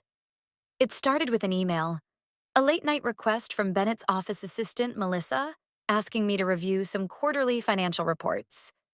Nothing unusual, except that the reports weren't stored in our usual system. Instead, she sent a direct link to a hidden drive I had never seen before. Curious, I clicked the link and found a folder labeled Personal buried inside corporate documents. I hesitated.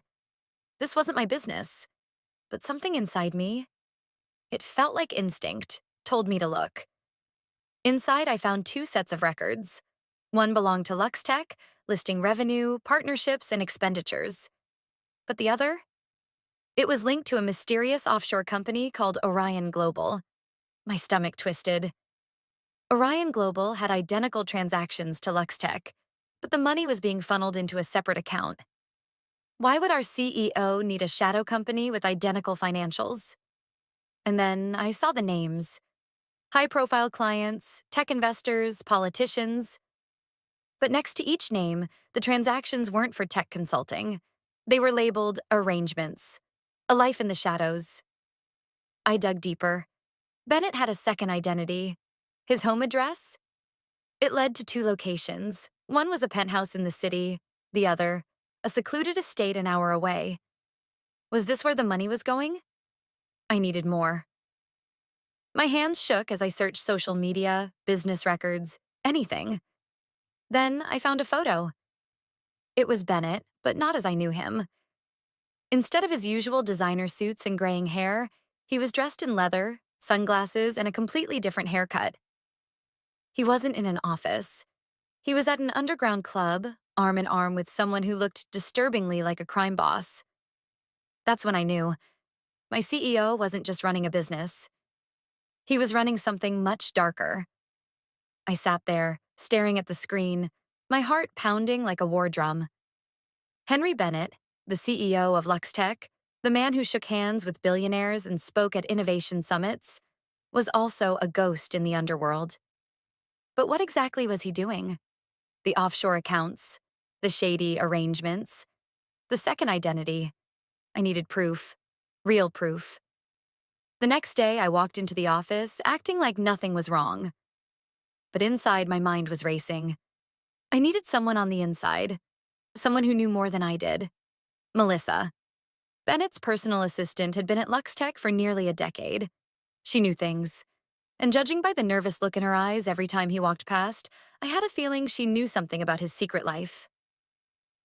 That afternoon, I took a risk. I approached her in the break room. "Hey, Melissa," I said casually, stirring my coffee. "I was going through some reports last night and found some weird things about Mr. Bennett." Her fingers froze around her mug. She didn't look at me, just stared into her coffee like it could save her. "You didn't see anything," she muttered. "That's the thing," I whispered, leaning in. "I think I did." She closed her eyes, inhaling sharply. Then she looked at me and said something that made my stomach drop. "If you found anything, then you need to stop digging. Right now." I should have listened. I really should have. But instead, I doubled down. That night, I drove out to the second address, the mysterious estate hidden in the woods. The driveway was long, lined with cameras. It wasn't a house. It was a fortress.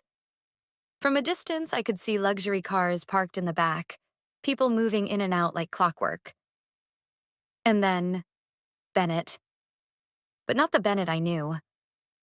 Dressed in a black shirt and leather gloves, he stood beside a man in a crisp white suit, shaking hands. A thick briefcase exchanged hands. I took out my phone and zoomed in to snap a picture, just as a pair of headlights flared to life behind me. I wasn't alone. A black SUV roared to life, peeling down the driveway toward me. I turned and ran. Branches tore at my arms as I sprinted back to my car.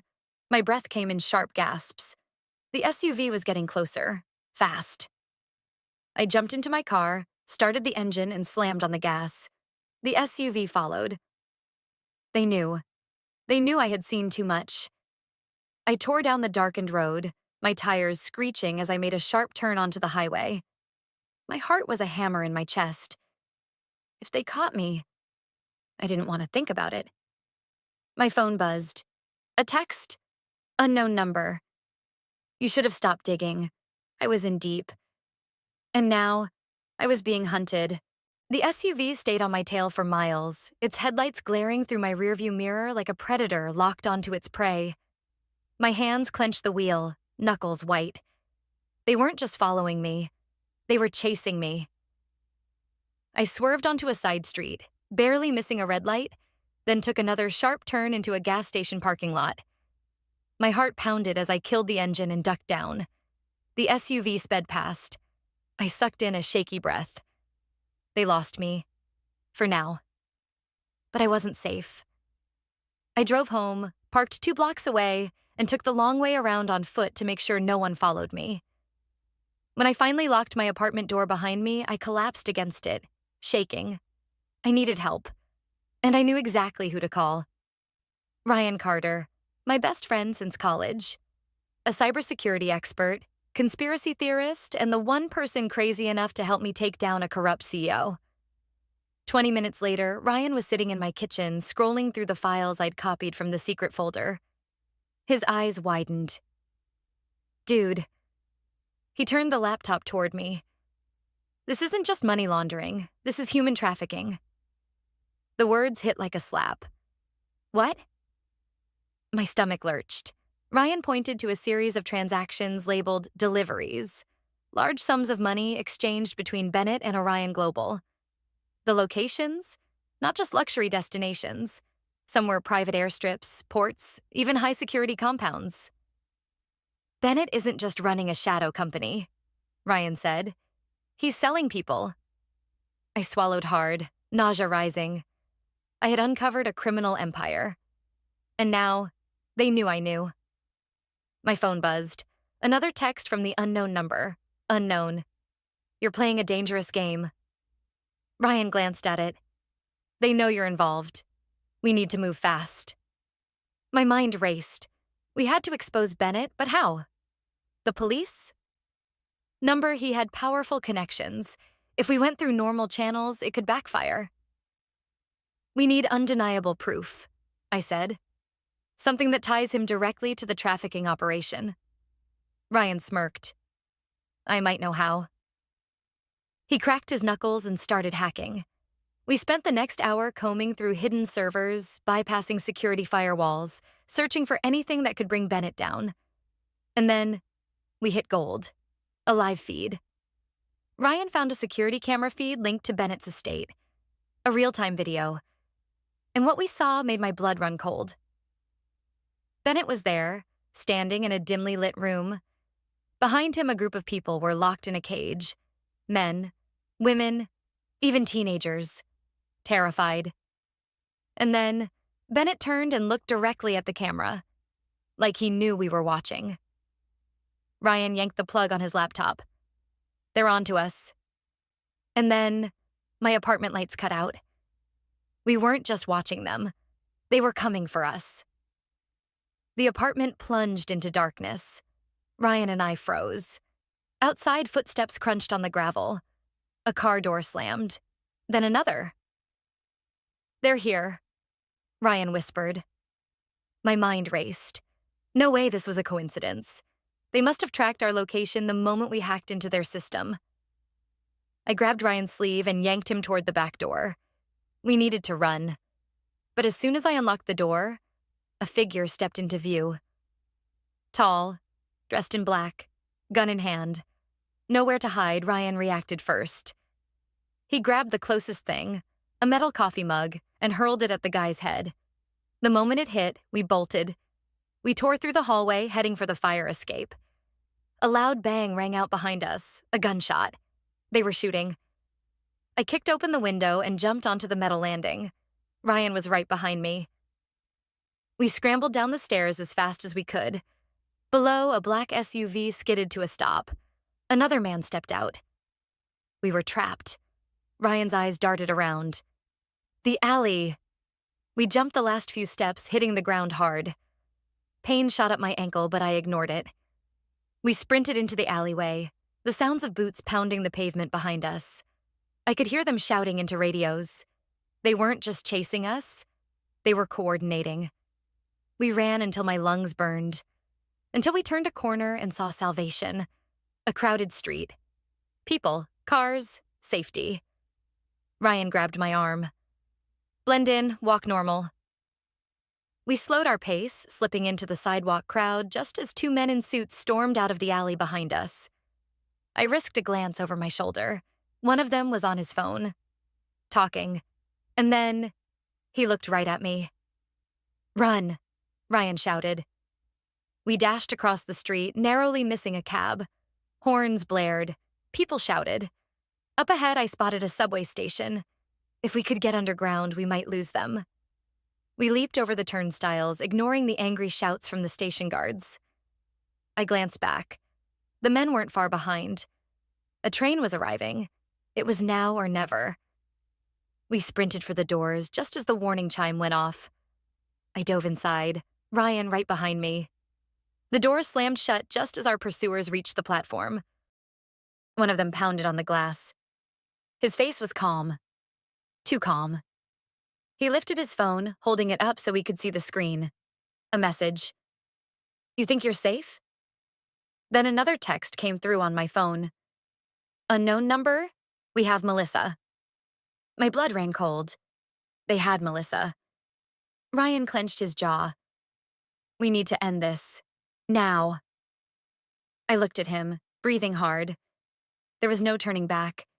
If we didn't stop Bennett tonight, Melissa, and who knows how many others might never get out alive. We were done running. It was time to take Bennett down. Melissa was in danger. The text message flashed on my screen like a death sentence. "We have Melissa." Ryan and I sat in the dimly lit subway car, the world outside blurring as the train sped through the tunnels. My mind raced. "She helped me," I muttered. "She warned me to stop digging." "And now they took her to shut her up," Ryan said, jaw tight. "This is bad." Bad was an understatement. Melissa was the only one inside Lux Tech who could help us. If Bennett and his people had her, we were running out of time. I turned to Ryan. "We need to find her, now." Ryan nodded, already typing furiously on his laptop. "I might have an idea." Ryan was a genius when it came to hacking, and I was betting everything on that now. He pulled up LuxTech's security system and searched for any recent activity. If they took her, they either brought her to Bennett's estate or somewhere worse. Seconds later, he found something. A restricted access security feed. I held my breath as the screen loaded. And there she was. Melissa. She was tied to a chair in a dark concrete room, her wrists bound, her face bruised. A single overhead light flickered above her. She wasn't alone. Bennett stood in front of her, speaking calmly. Too calmly. Like he wasn't just threatening her life. He was planning something much worse. My fists clenched. Then he turned his head slightly and looked directly at the camera. I swore under my breath. He knows we're watching. Ryan shut the laptop. "We have to move, now." We had one option, break into Bennett's estate and get Melissa out. But we weren't just going to rescue her. We were going to expose everything. Ryan and I gathered what we had, the files, the hidden transactions, the footage from the security feed, and uploaded it to a secure online drive. If we didn't make it out, the world would. Then we armed ourselves. Ryan pulled open a duffel bag. Inside, a taser, a couple of lockpicks, and a stolen keycard from an ex-LuxTech employee. "Where did you get this?" I asked, raising an eyebrow. "Don't ask questions," he said, stuffing it in his pocket. With that, we grabbed my car and hit the road. Bennett's estate was an hour outside the city, hidden behind thick trees and a steel gate. But Ryan had hacked into the security logs earlier, and we knew the guards rotated shifts at exactly 11:45 p.m. That gave us a 5-minute window. We parked a quarter-mile away and crept toward the back entrance. A single guard stood watch. Ryan pulled out the taser. "You take the left, I take the right?" "Let's do it." I moved quickly, silent on my feet. The guard barely had time to react before Ryan hit him with the taser, and I grabbed his keycard. The back door clicked open. We were in. Inside, the estate was eerily silent. I checked the security feed on my phone. Melissa was still in the basement, and so was Bennett. We moved fast, weaving through the halls, avoiding security cameras. Every second counted. Ryan and I reached the basement door. I swiped the keycard. It beeped. Unlocked. We pushed inside. Melissa's head snapped up. Her eyes widened. "What the hell are you guys doing here?" "Saving your ass," Ryan muttered, cutting the ropes from her wrists. A slow clap echoed behind us. We turned. Bennett. He stood at the doorway, arms crossed. And behind him? 2 armed guards. "You've been very busy," he said, his voice dangerously smooth. "Stealing my files, hacking my systems, and now breaking into my home?" I swallowed hard, stepping in front of Melissa. "You're finished, Bennett. We have everything. The offshore accounts, the trafficking deals. The proof," Bennett smirked. "Do you now?" Then he pulled out his phone and held it up. The screen showed a countdown timer. It read 0045, 0044, 0043. My stomach dropped. "What is that?" Bennett's smirk widened. "That," he said, "is how long you have until my men wipe every last trace of your so-called evidence from existence." Ryan cursed under his breath. He's erasing everything. I clenched my fists. Number we had come too far. We had risked too much. Bennett thought he had won. But I had one last move to play. I pulled out my phone and hit send. Checkmate. Bennett's phone buzzed. His expression flickered. He checked the screen. Then, for the first time ever, his smirk vanished. Because on his phone, in real time, I had just uploaded everything to the press, the police, and every major news outlet in the country. The files, the footage, the transactions. The whole world now knew the truth. Bennett's face darkened. "You little..." Before he could finish, sirens blared in the distance. Ryan grinned. "Sounds like the cops got our message." Bennett's guards exchanged nervous glances. They weren't being paid enough for this. Bennett took a step toward me, rage in his eyes. "You think this is over?" he hissed. I stared him down. "No, Bennett. It's over for you." Seconds later, the front doors burst open. Armed police stormed inside. The guards dropped their weapons immediately. "Bennett?" He made a run for it. He didn't make it far. The cops tackled him to the ground, pinning him as he thrashed. I walked forward, standing over him. "This is what happens," I said, "when you think no one is watching." Bennett was charged with human trafficking, fraud, and a dozen other crimes. His entire operation crumbled overnight. Melissa was safe. Ryan and I? We became the whistleblowers who took down one of the most powerful criminals in the country. As for me, I learned something that night. No matter how powerful someone thinks they are, the truth will always come out. Bennett was gone, arrested, exposed. His empire crumbled in real time as news outlets ran the story nonstop. Luxtech CEO involved in human trafficking scandal. His face was everywhere. It should have been over, but it wasn't. A week after Bennett's arrest, I was still looking over my shoulder. Luxtech had collapsed overnight. Investigations into the company uncovered even more corruption than I had expected. Illegal arms deals, money laundering, connections to dangerous people. People who still hadn't been caught. Ryan and I met up at a quiet cafe, both of us keeping an eye on the door. Melissa had gone into witness protection, her testimony crucial to taking down the rest of Bennett's network. Ryan sipped his coffee. "You seem paranoid." "Bennett wasn't working alone," I muttered. "There are still people out there who want this buried." Ryan leaned in. "So what now?" "We lay low?" I glanced at my phone. There was one last file I hadn't shared. Something buried deep in Bennett's encrypted records. A name. Someone even higher up than Bennett. I met Ryan's gaze. "No," I said. "We finish this." Bennett was just the beginning. A week after his arrest, I still couldn't shake the feeling that something was off. Luxtech had fallen apart, but some people, the real power behind Bennett, were still out there. And I had proof. The final file. Before we took down Bennett, Ryan and I hacked into his deepest, most encrypted files. That's where we found one last name. Victor Langston, a billionaire investor, politician, the kind of man who had enough power to make people disappear. Bennett was just his pawn. And now? Victor knew we were coming for him. That night, I got a call from an unknown number. I hesitated before answering. A deep, controlled voice spoke. "You should have walked away."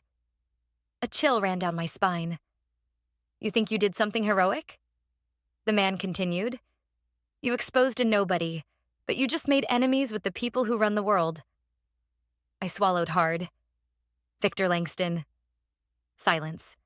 Then a chuckle. "You have no idea what you've started." Click. The line went dead. I turned to Ryan. "He knows." Ryan exhaled sharply.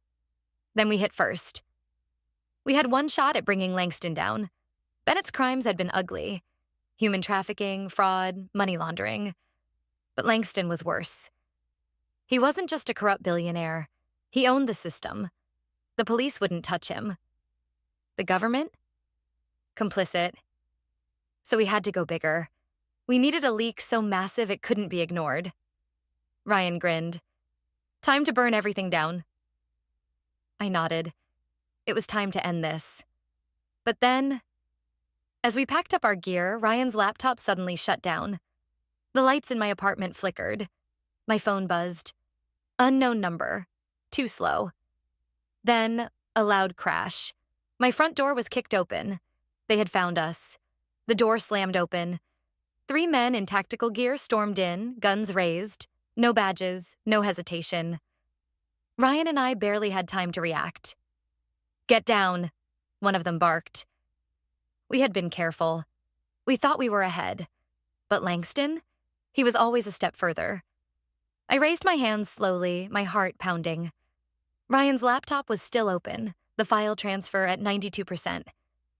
We just needed a few more seconds. I met Ryan's eyes. He knew what I was thinking. One last move. The sacrifice. Ryan lunged first. A distraction. A split second of chaos. I dove for the laptop. A gunshot shattered the air. Ryan crumpled. My body froze. And then adrenaline took over. I grabbed the laptop, ignoring the screams and the pounding of boots. 96%. 97%. One of the men yanked me back, slamming me into the floor. A boot crushed my chest. 98%. 99%. Langston's voice crackled over a radio.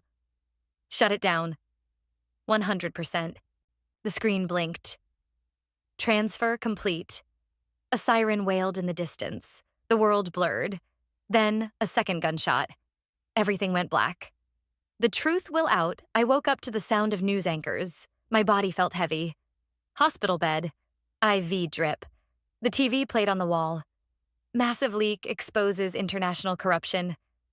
Victor Langston indicted for organized crime, fraud, and conspiracy. Hundreds of officials implicated. I exhaled. We did it. Ryan. I closed my eyes. He didn't make it. But his sacrifice wasn't in vain.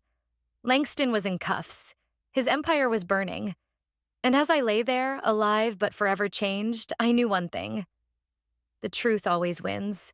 I accidentally sent an email that got my boss divorced. I didn't mean to ruin my boss's life. Honestly. It was just another exhausting Monday morning, and my brain wasn't fully awake yet. Maybe if I had taken an extra shot of espresso, things would have gone differently. But no, I had to rely on my half-asleep instincts and an email thread that should have been simple. Let me back up. I work as an executive assistant for Mr. Richard Holloway, CEO of a successful marketing firm. He's sharp, demanding, and terrifyingly organized. The kind of boss who expects perfection and has zero tolerance for mistakes. Every email, every report, every tiny detail must be flawless. That morning, he sent me a quick Slack message. Draft an email to Lisa confirming the dinner reservation. Make it warm. You know how she is. Lisa, his wife. High maintenance, a little paranoid, and very particular about details. She once called me at 2 a.m. because she thought Richard's assistant, me, was too friendly in an email. I had signed off with best instead of kind regards, and somehow that was an issue. So I carefully typed up the email. Subject, our dinner plans, looking forward. Hi, Lisa. Richard asked me to confirm your reservation for this Friday at Le Jardin at 7 p.m. He's really looking forward to it and can't wait to spend the evening with you. Let me know if there's anything else you'd like me to arrange.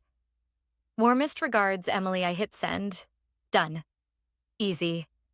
Except, seconds later, my stomach dropped. My fingers had typed on autopilot. I had forwarded the email from Richard's other email thread. The one with Rebecca. Rebecca, as in, not Lisa. As in Rebecca, the young and gorgeous executive at our firm whom he had no business emailing about dinners. I opened the sent folder, praying to whatever deity might show me mercy. My breath caught in my throat as I saw it. Subject, our dinner plans. Looking forward. To Lisa Holloway. CC, Rebecca Mitchell. I had CC'd his mistress. The email had barely been out for 20 seconds before Richard called me. No good morning. No hello. Just two words that made my blood run cold. What? The hell? Silence stretched between us like the pause before a nuclear explosion.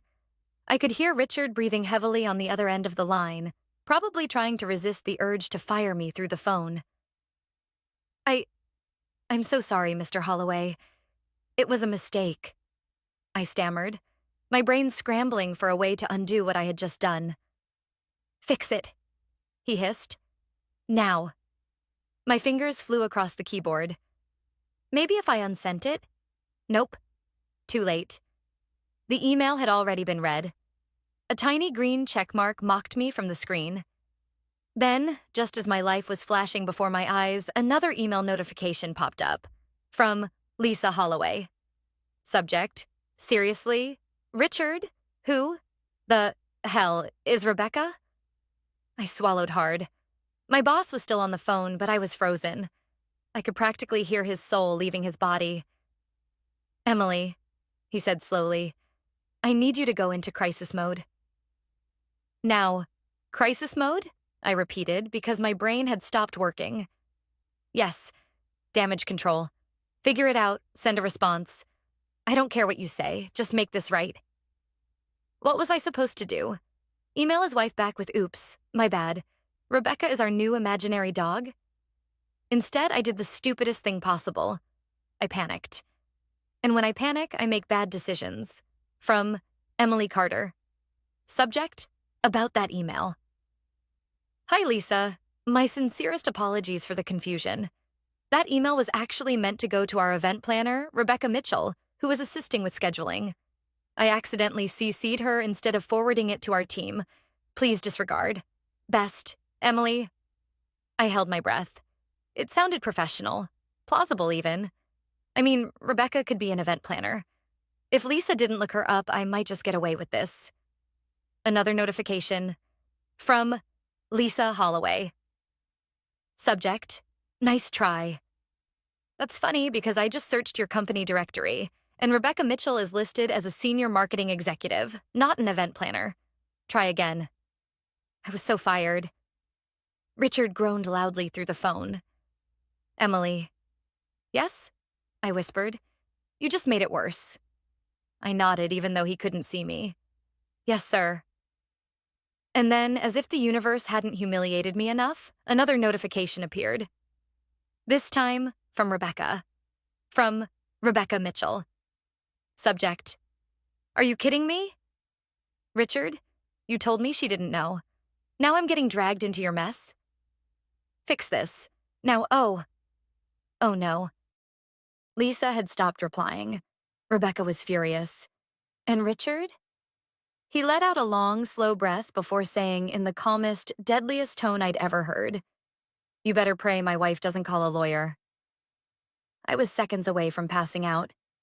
My vision blurred as I stared at the screen, watching my entire career, and Richard's marriage, go up in flames. There were only two types of people in moments of crisis: those who fought their way out, and those who curled up in the fetal position and accepted their fate. I was definitely the second type. Emily, Richard said, his voice dangerously low. I need you to fix this. How? I squeaked. Your wife is basically drafting divorce papers and your mistress... Do not call her that, he snapped. Rebecca is about to set the office on fire. Silence. Then another email popped up. From Lisa Holloway. Subject: No need to explain. Richard, don't bother lying. I know exactly what's going on. I've known for a while, actually. You're just too arrogant to think I'd ever catch you. You want Rebecca? You can have her. But just so you know, I called our lawyer. Enjoy the fallout. Lisa, I slapped my hand over my mouth. Oh, my God. Richard, still on the phone, let out a sound somewhere between a groan and a scream. Then, a moment later, a text from Rebecca. WTF, Richard? Call me. Now. If I had any doubts that my email had single-handedly detonated this man's life, they were gone now. Richard? I whispered. He didn't respond. Sir? Still nothing. I checked my phone to make sure he hadn't hung up, but the call was still connected. Maybe he was just sitting in his office, staring at the wreckage of his life, trying to figure out which window to jump out of. Then, very quietly, he said, "I need you to do something for me." I gulped. "Anything." Richard exhaled. "Find out if Lisa really called a lawyer." I blinked. "Sir, how am I supposed to figure it out?" Then he hung up. I leaned back in my chair, staring at my screen, my heart pounding. I had two options. 1. Stay out of it, let the marriage crumble, and hope my severance package was decent. 2. Find out if Lisa was bluffing and somehow convince her not to go through with it. Unfortunately for me, my rent depended on this job, which meant I had to get involved.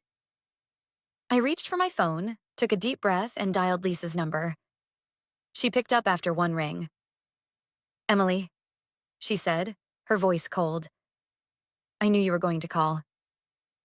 Lisa's voice was cold, calculated, the kind of tone that made you realize you had just stepped into a game you had no chance of winning. I gulped. "Lisa, Oh, don't bother," she interrupted. "Let me guess. Richard sent you to check if I'm actually calling a lawyer?" I froze. "How did she—" She let out a dry chuckle. "You think I don't know my husband? He screws up, panics, and then sends someone else to clean up his mess. This time, that someone is you." I had never wanted to disappear more in my life. I forced a nervous laugh. "I mean, technically, I volunteered." Lisa sighed. "Emily, I don't hate you. I know this wasn't your fault." I blinked. "Wait, you don't?" "No," she said. "If anything, I should be thanking you. If it weren't for that email, I'd still be playing the fool while Richard sneaked around with his little—" She stopped herself. "Rebecca." Oof. The venom in her voice made me instinctively check my pulse. "So," I tried, "does that mean you haven't called the lawyer yet?" She was quiet for a moment. Then she sighed. "Not yet." I perked up. "So you are bluffing?" "Oh, don't get me wrong," she said. "I am getting a lawyer. But first, I want Richard to sweat. I want him to panic. I want him to realize that he just lost the best thing in his life." I nodded, even though she couldn't see me. "I think he's already there." Lisa scoffed. "Good." Then, after a pause, she added, "Tell me something, Emily. How long has it been going on?" I stiffened. Come on," she pushed. "You work with him every day. You had to have noticed something." I hesitated. There was no good way to answer that. If I told her what I suspected, I was throwing Richard under the bus, which, honestly, he deserved. But if I played dumb, she'd know I was lying. So I took a breath and said, "A while." Lisa was silent. Then, quietly, she said, "That's what I thought." I felt awful. Lisa sighed. "Well, thanks for confirming what I already knew, but don't worry.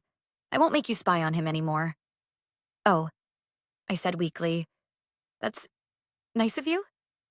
"I don't need a spy, Emily," she said, "because by the time I'm done with Richard, he won't have anything left to hide." And then she hung up. I slowly lowered my phone. Richard was so screwed. And unfortunately, since I still worked for him, so was I. I sat at my desk, phone still in my hand, staring at the wall like a traumatized goldfish. Lisa had hung up, but her words echoed in my head. By the time I'm done with Richard, he won't have anything left to hide. I had a terrible feeling that whatever was about to happen next would not only destroy Richard, but somehow drag me down with him. Before I could even process my next move, my office phone rang. "Richard." I braced myself and answered. "Hello, sir." "Did she call a lawyer?" His voice was sharp, impatient. I hesitated. Technically, she hadn't yet. "Not exactly." A long pause. "What does not exactly mean?" I winced. "She is getting one, but she wants you to suffer first." Silence. Then a deep sigh. "Of course she does." I chewed my lip. So, what now? Richard didn't answer right away. I could hear him moving around, probably pacing in his glass-walled office. Then, finally, he muttered, "Damage control." That should have been reassuring. But the way he said it, like a villain plotting his next move, made my stomach twist. Before I could ask what that meant, he said, "Schedule a meeting with PR. We need to get ahead of this before it leaks." I blinked. "Leaks?" "Yes, leaks," he snapped. "Lisa isn't stupid. If she wants to ruin me, she won't stop at divorce. She'll go public. Make me look like a cheating scumbag. Do you have any idea what that would do to my career?" I did, actually. Our company was built on reputation. If word got out that our own CEO was a lying, cheating mess, clients would drop us like a bad habit. I swallowed. "Okay, I'll set up a meeting." "Good," Richard said. "And while you're at it, find out exactly what Lisa's planning." I froze. I don't think that's a good idea." "I don't care what you think, Emily." His voice was low, controlled. "You got me into this mess. Now you're going to help me survive it." Click. The line went dead. I stared at my phone, heart hammering. This was bad. No, this was really bad. I was officially caught between a vengeful wife and a panicking boss. And no matter which side I chose, I was going down with the ship. I had never felt more like a pawn in my life. A tiny, powerless figure stuck between a raging fire and an impending avalanche. And it was all because of one email. But now I had to figure out how to survive it. I quickly emailed the PR team to schedule a crisis management meeting, though my hands shook as I typed. I had a feeling Richard wasn't the only one about to lose everything. I knew my next step, even if I didn't want to take it. I had to figure out what Lisa was really planning. At first, I thought about calling her again, but the idea of facing her sharp tongue a second time made me break out in a cold sweat. Then, it hit me. What if I could use Rebecca? She might be furious with Richard, but surely she wanted to know what Lisa was thinking. If I could get her on my side, maybe I could manipulate the situation. The phone rang. It was Rebecca. I swallowed hard and answered. "Hello?" "Emily," she said in a clipped tone. "I'm sure you've heard what's happening. Your boss screwed up." Yes, I did hear about that," I said, trying to keep my voice steady. "Well, I'm done. Completely. I don't need this drama." I sighed in relief. Maybe I could use her frustration to my advantage. "I understand, but Rebecca, there's something you need to know." She was silent for a beat, then quietly, "What?" "Lisa. She's not just planning a divorce. She's talking about publicly exposing everything. All the details, the affair, the lies. It's all going to come out." There was a long pause on the other end of the line, and I could practically hear the wheels turning in Rebecca's head. "Are you serious?" she said finally, her voice sharp. "If she does that, Richard's finished. And so am I." I winced. "Exactly." Rebecca let out a bitter laugh. "Well, that makes two of us." I took a deep breath. "But here's the thing. If we can get ahead of this, we might still be able to salvage something. Lisa is bluffing about the lawyer right now. But if we play our cards right, we might be able to convince her to back down before it gets to that point." She snorted. "You really think she'll listen to me?" "I'm not suggesting you talk to her. I'm suggesting we use this to our advantage. If she wants to play games with Richard's career, maybe we can do the same thing. If we turn the tables on her, maybe she'll reconsider the whole public exposure thing." Rebecca was quiet for a long moment. Then, in a tone that was a little more thoughtful, she said, "You really think we can stop this?" I nodded, even though she couldn't see me. "I don't know, but if we don't try, we'll all be destroyed." She hesitated and then, "Okay, fine, I'll play along. But if we do this, you're on the hook too. No backing out." My heart raced. "Deal." The next few hours felt like I was walking through a minefield. my every step fraught with the potential to set off an explosion.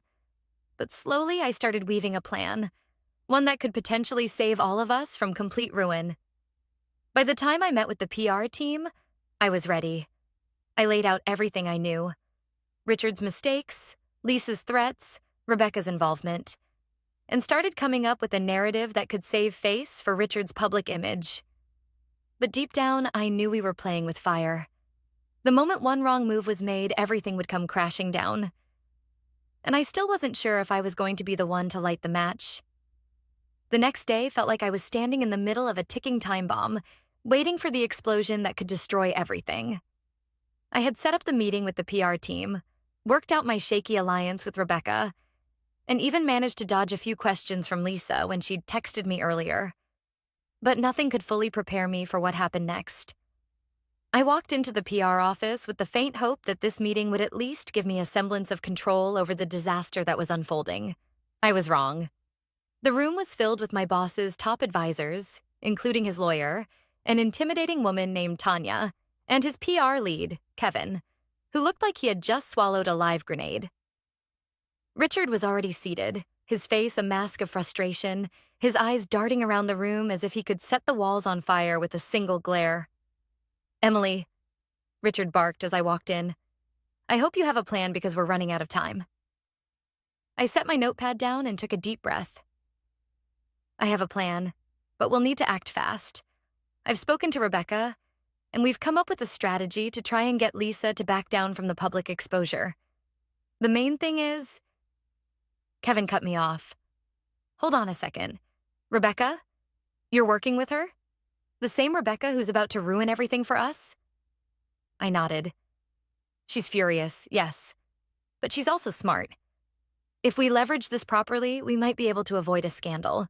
At least one that Richard can't recover from." Kevin scoffed. "You think she'll just sit back and play nice?" "I'm not asking her to play nice, but she's in damage control mode too. She doesn't want her name in the press either. If we can make Lisa think she's losing the upper hand, we can force her to reconsider this lawyer idea." Richard slammed his fist on the table, making everyone jump. "If I can save this, I will. But I need action, not more of this goddamn waiting around." I nodded, more to myself than to him. "Here's the thing, though. If we keep trying to handle this like a business issue, it'll backfire. Lisa isn't playing by those rules anymore. She wants revenge. We need to make her think she is the one losing control. That's how we stop her from going public." Tanya, the lawyer, spoke up. "And how exactly do you propose we do that?" "Lisa's already called her lawyer and she's looking for dirt. She's not going to just back off unless we give her something big." I swallowed. This was the part of the plan that terrified me. "We'll give her a sacrifice." Silence. Everyone stared at me, waiting for me to elaborate. "Richard," I began carefully, "you'll need to fire Rebecca." Richard's face went from a fiery red to pale white, and Kevin looked like he'd just witnessed a murder. "What?" Richard growled. "I'm not firing her. She's one of my top executives." "It's the only way to show Lisa that you're taking control of the situation," I explained. "If you give her someone to blame, she'll feel like she's won something. She'll think you're giving up the affair. You do that, and she might just back off from the lawyer."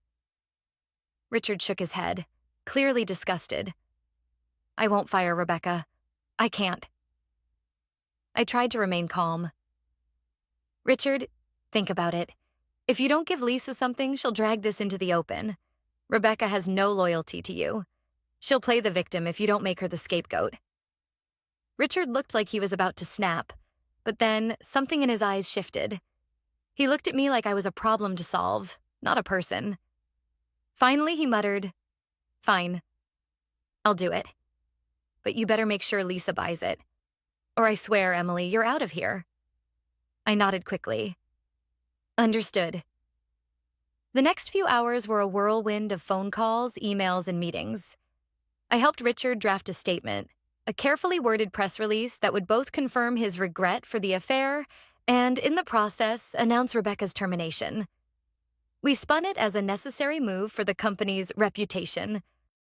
As soon as the press release was ready, we scheduled a meeting with the key media outlets. The moment Richard gave the go-ahead, the statement went live. The fallout? Immediate. Within minutes, the media picked up the story. There were some murmurs about an amicable split between Richard and Rebecca, a few insinuations of a hectic personal life. But overall, the narrative was that Richard had learned from his mistakes and was focused on the future. Lisa, surprisingly, didn't respond right away. I was starting to think we might have bought ourselves some time. But then, as the day wore on, I got another text from Lisa. From Lisa Holloway subject. Nice try. You think firing Rebecca will fix everything?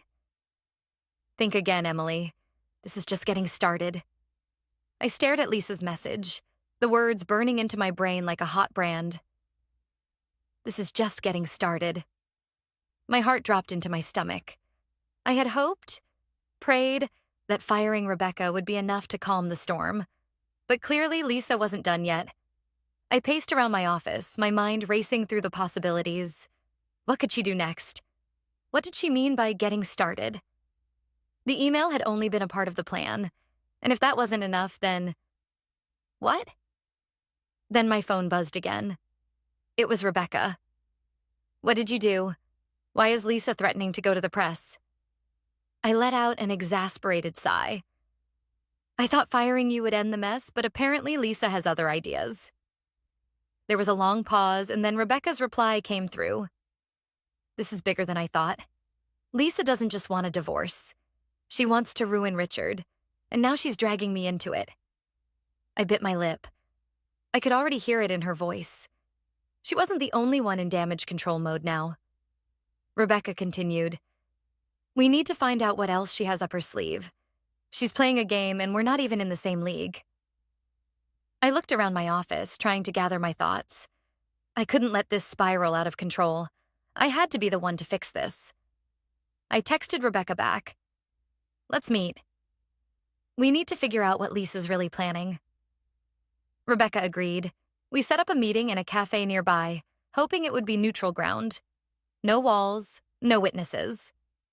An hour later, I sat across from Rebecca in a crowded corner booth, trying to ignore the tension hanging in the air between us. We didn't have the luxury of pretending to be friendly anymore, but at least for now, we both had a common goal: stopping Lisa from destroying Richard's life, and mine by extension. Rebecca took a sip of her coffee before speaking. I don't get it, Emily. Why is she going after Richard so hard? I shrugged. I think it's more than just the affair. She's angry, furious even, that he thinks he can get away with this. She's playing a long game. If she can destroy his career and his reputation, she's going to. And now that I'm involved? I trailed off, realizing how deeply entrenched I'd become in all of this. Rebecca leaned in. You're not just involved, Emily. You're connected. Lisa knows you're helping Richard, and if she's smart, she'll use you to take him down. She'll come after you next. I felt a chill go down my spine. Great. Which is why, Rebecca said, we need to get ahead of this. We need to find out everything she's planning. Her next move, her timeline. If she's bluffing, we'll find out. If she's not... She paused. We'll need to cut our losses. I raised an eyebrow. Cut our losses? Rebecca's eyes darkened. I don't just mean Richard. I mean you. If you don't act fast, you'll end up a casualty in this war too. Lisa won't stop until she ruins everything, and you're tangled in the mess now. I let her words sink in. She was right. I wasn't just a bystander anymore. I was a part of the wreckage. And if I didn't act fast, I might find myself unemployed, with a ruined reputation, and without any way to explain my involvement. The door to the cafe swung open. A woman walked in, and I immediately recognized her. Lisa. I froze. She spotted us almost instantly, her eyes narrowing. Rebecca stiffened, but I knew we couldn't run. This was it. The final showdown. Lisa's voice rang out across the room as she approached. Well, well, if it isn't Emily, and Rebecca, Richard's little former mistress. I couldn't breathe. This was happening too fast, too soon. Lisa leaned against the table, staring me down. You think you're going to fix this, Emily? You really think I'll let you? You can't undo what Richard has done, and neither can he. I clenched my fists, trying to stay calm. I'm not trying to undo anything. I'm just trying to keep things from getting worse. She laughed darkly. You're already in too deep. I'm going to expose everything. Everything Richard has done. Everything you have done to protect him. And when I do, you'll be finished. I swallowed hard. You can't just go to the press. Richard will fight back. She smiled, but it wasn't a smile. It was a threat. You really don't get it, do you? This isn't about Richard anymore. It's about making him pay for what he's done to me. And trust me, Emily, I always get what I want. She turned to leave, but I caught a glimpse of her phone screen as she walked by. There it was, glaring at me like a final warning. Press conference in 24 hours. Prepare for the fallout. I knew in that moment, this was no longer about saving Richard. It was about survival.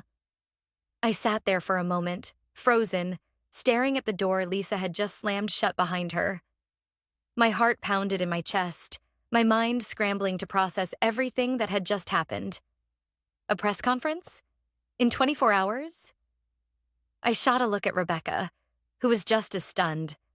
Her lips were pressed into a tight line, her mind clearly racing, just like mine. Did she really just... I trailed off, not sure how to even finish the sentence. Rebecca took a deep breath. She's not bluffing. That press conference isn't just a threat, it's a countdown. If we don't do something, we're both toast. I could barely process what that meant. Lisa wasn't just trying to destroy Richard's career. She was going after everything. My career, my reputation, and now, apparently, she had plans to air out the whole dirty laundry for the world to see. All right, I said, snapping out of my stupor. We need a plan. Now we don't have 24 hours. Rebecca nodded. We need to dig deeper. I know Lisa and I know how she thinks. She'll have something. Something we can use to make her back down. We need to find it before that press conference happens. I opened my phone, already typing a message to Richard. Lisa's planning a press conference in 24 hours. We need to get ahead of this. I need to know everything about her. Everything. What she's planning, who she's talking to, and any skeletons she's hiding. A minute later, his reply came through. I can't help you. I don't know what she's planning. Just do what you can. We need to stop this before it's too late. I tossed the phone on the table. Great. Thanks for the help, Richard. Rebecca rubbed her temples. He's of no use to us right now. He's just as clueless as you are. But Lisa won't be. She's smart. She's probably already gathering evidence to use against him. She's not going to risk her reputation either. I nodded. Then we need to find her weak spot. Something she can't afford to let go public. Something that will make her stop this madness. Rebecca's eyes gleamed with a dangerous kind of determination. I know exactly where to look. And I think I know just who we need to talk to. We drove in silence for the next hour, the weight of what we were about to do pressing down on both of us. The air between Rebecca and me was tense, but we both knew what was at stake.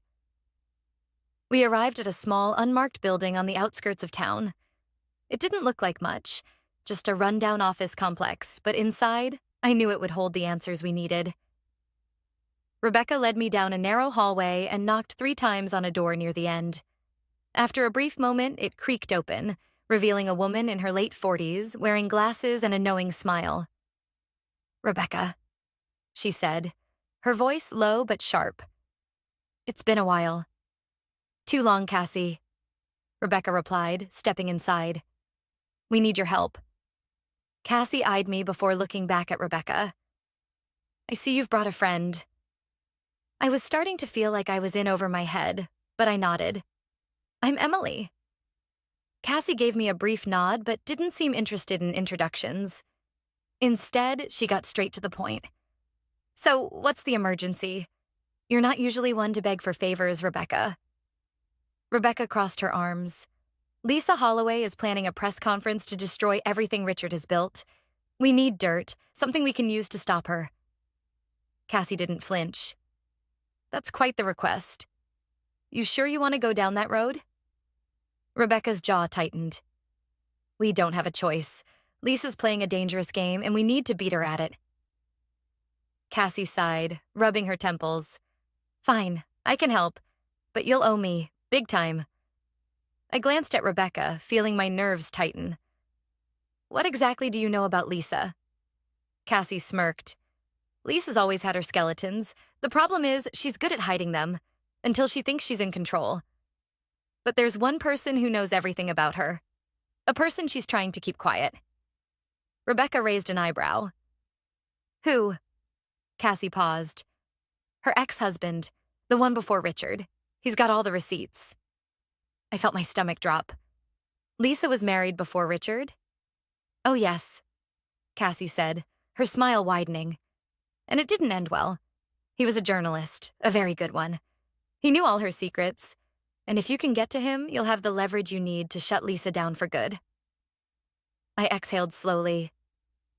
Where do we find him? Cassie pulled out a file from a drawer, handing it over. Here, it's not public knowledge, but I've kept tabs. You'll find everything you need. I took the file, my heart pounding with anticipation. This was our one shot. If we could get to Lisa's ex-husband, we could turn the tide. But if we failed, it wouldn't just be Richard who would lose everything. The next few hours felt like the longest of my life. I couldn't stop thinking about the file Cassie had handed me. The papers inside were thick, filled with notes, messages, and proof of Lisa's past. But none of it mattered unless we could find her ex-husband, David Holloway. If he had what Cassie claimed he did, we could bring this whole thing to an end. Rebecca and I didn't waste any time. We went straight to work, hunting down any leads we could find on David. The man had completely vanished after the divorce, and Lisa had made sure to bury every trace of him. Still, we dug through everything we had, piece by piece, hoping something would pop up. And then, around midnight, it did. Rebecca's phone buzzed, the screen flashing with a name we'd been praying for. David Holloway. We found him, Rebecca said, her voice trembling with excitement and fear. I don't know how, but I found him. He's living in a small town just outside the city. We can get to him, Emily. I took a deep breath, trying to steady my nerves. This is it. We have to get to him before Lisa does. By the time we arrived at David's home, the tension between Rebecca and me had reached its peak. We had no idea how he would react, no clue if he would even help us. But I had a sinking feeling that if we didn't play our cards perfectly, it wouldn't just be Lisa who would ruin us. It could be David, too. David's house was modest, tucked away in a quiet neighborhood. The air felt thick with anticipation as Rebecca knocked on the door. A man in his mid-50s with graying hair and a weary expression opened the door. He looked at us, his eyes narrowing in suspicion. What do you want? He asked, his voice gruff. Rebecca stepped forward. Mr. Holloway, we need your help. Lisa is trying to destroy Richard and everyone she's ever been involved with. We've come to you because you're the one person who can stop her. David took a long look at us, then glanced behind him into the house. I don't know who you two think you are, but you've got the wrong guy. I stepped forward, heart racing. Please, Mr. Holloway, we don't have much time. If you don't help us, Lisa's going to expose everything she knows. Everything. And she won't stop until she burns us all to the ground. David hesitated, his hand on the doorframe. Then, slowly, he stepped back, letting us inside.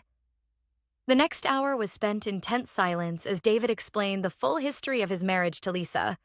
They hadn't just divorced. She had made him disappear. Lisa had controlled everything, manipulated the media, and erased every trace of him from the public eye. But David had kept a secret all these years. He had proof.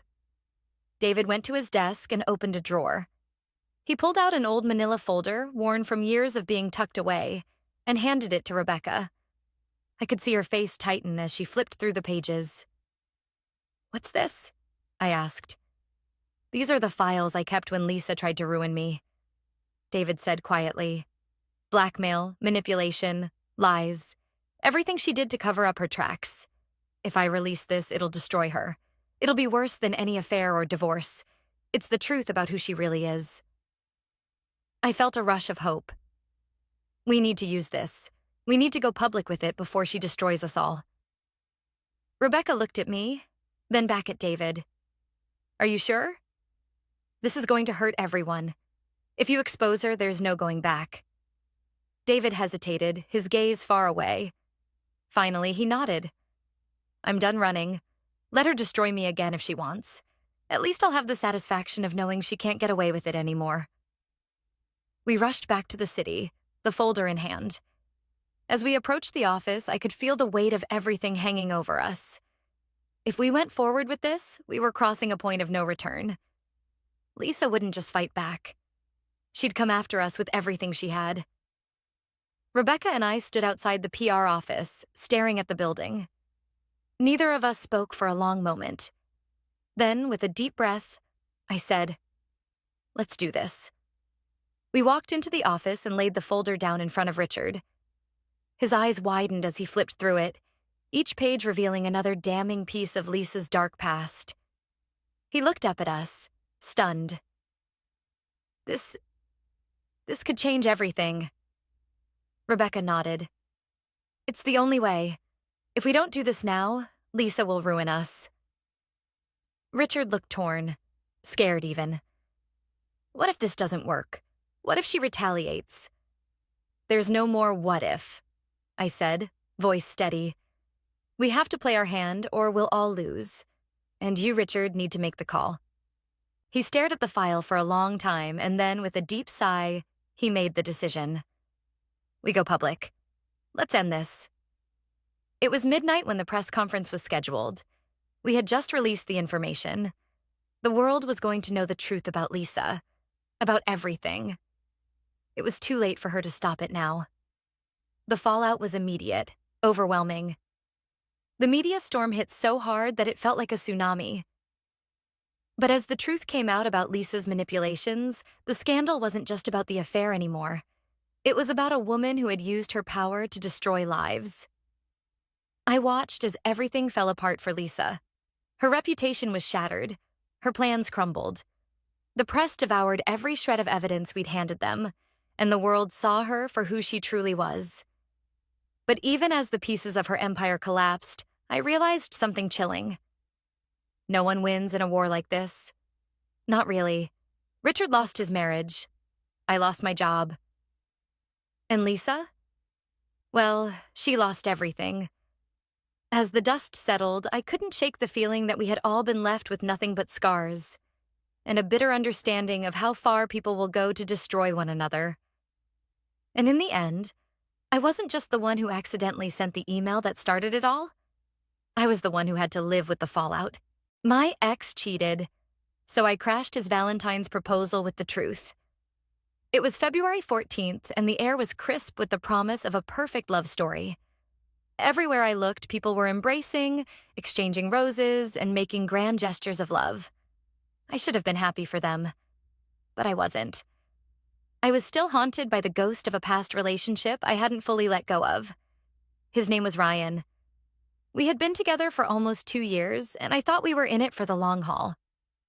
Our relationship had all the ingredients for a fairy tale.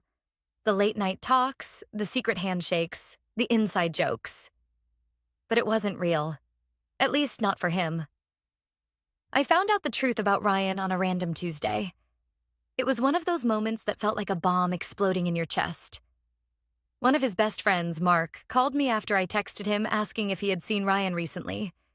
He had been distant, canceling plans, and I felt something was off. Mark's voice shook on the phone as he reluctantly told me everything. Ryan, he's been seeing someone else. Mark admitted, almost apologetically. For months, I didn't know how to tell you. My world came crashing down around me. Ryan had been cheating on me. With someone I had never suspected. Someone I considered a friend. I confronted him that night, and he didn't deny it. He didn't even apologize. He just looked at me, his eyes void of the affection I once thought was there. After that, I left. I packed my things, took one last look at the apartment we had shared, and never looked back. But the pain didn't leave me. It stayed like a shadow, creeping into my thoughts at the most inconvenient times. Valentine's Day was always a tough one, but this year felt different. I wasn't going to sit back and let Ryan have the last word, the last laugh. I had heard through mutual friends that Ryan was planning to propose to his new girlfriend, Lily, on Valentine's Day. The same day I had always hoped he would propose to me. I should have been happy for him, right? But I wasn't. Instead, I was furious. Furious that he could move on so quickly. Furious that he could betray me and think that everything would just be forgotten. As the day wore on, I found myself pacing in my apartment, the hours slipping by faster than I had anticipated. I hadn't planned on what I was about to do, but the thought of him proposing, of her saying yes, made something snap inside me. I wasn't just going to let him get away with it. Not this time. I drove to the venue, a posh restaurant with floor-to-ceiling windows overlooking the city.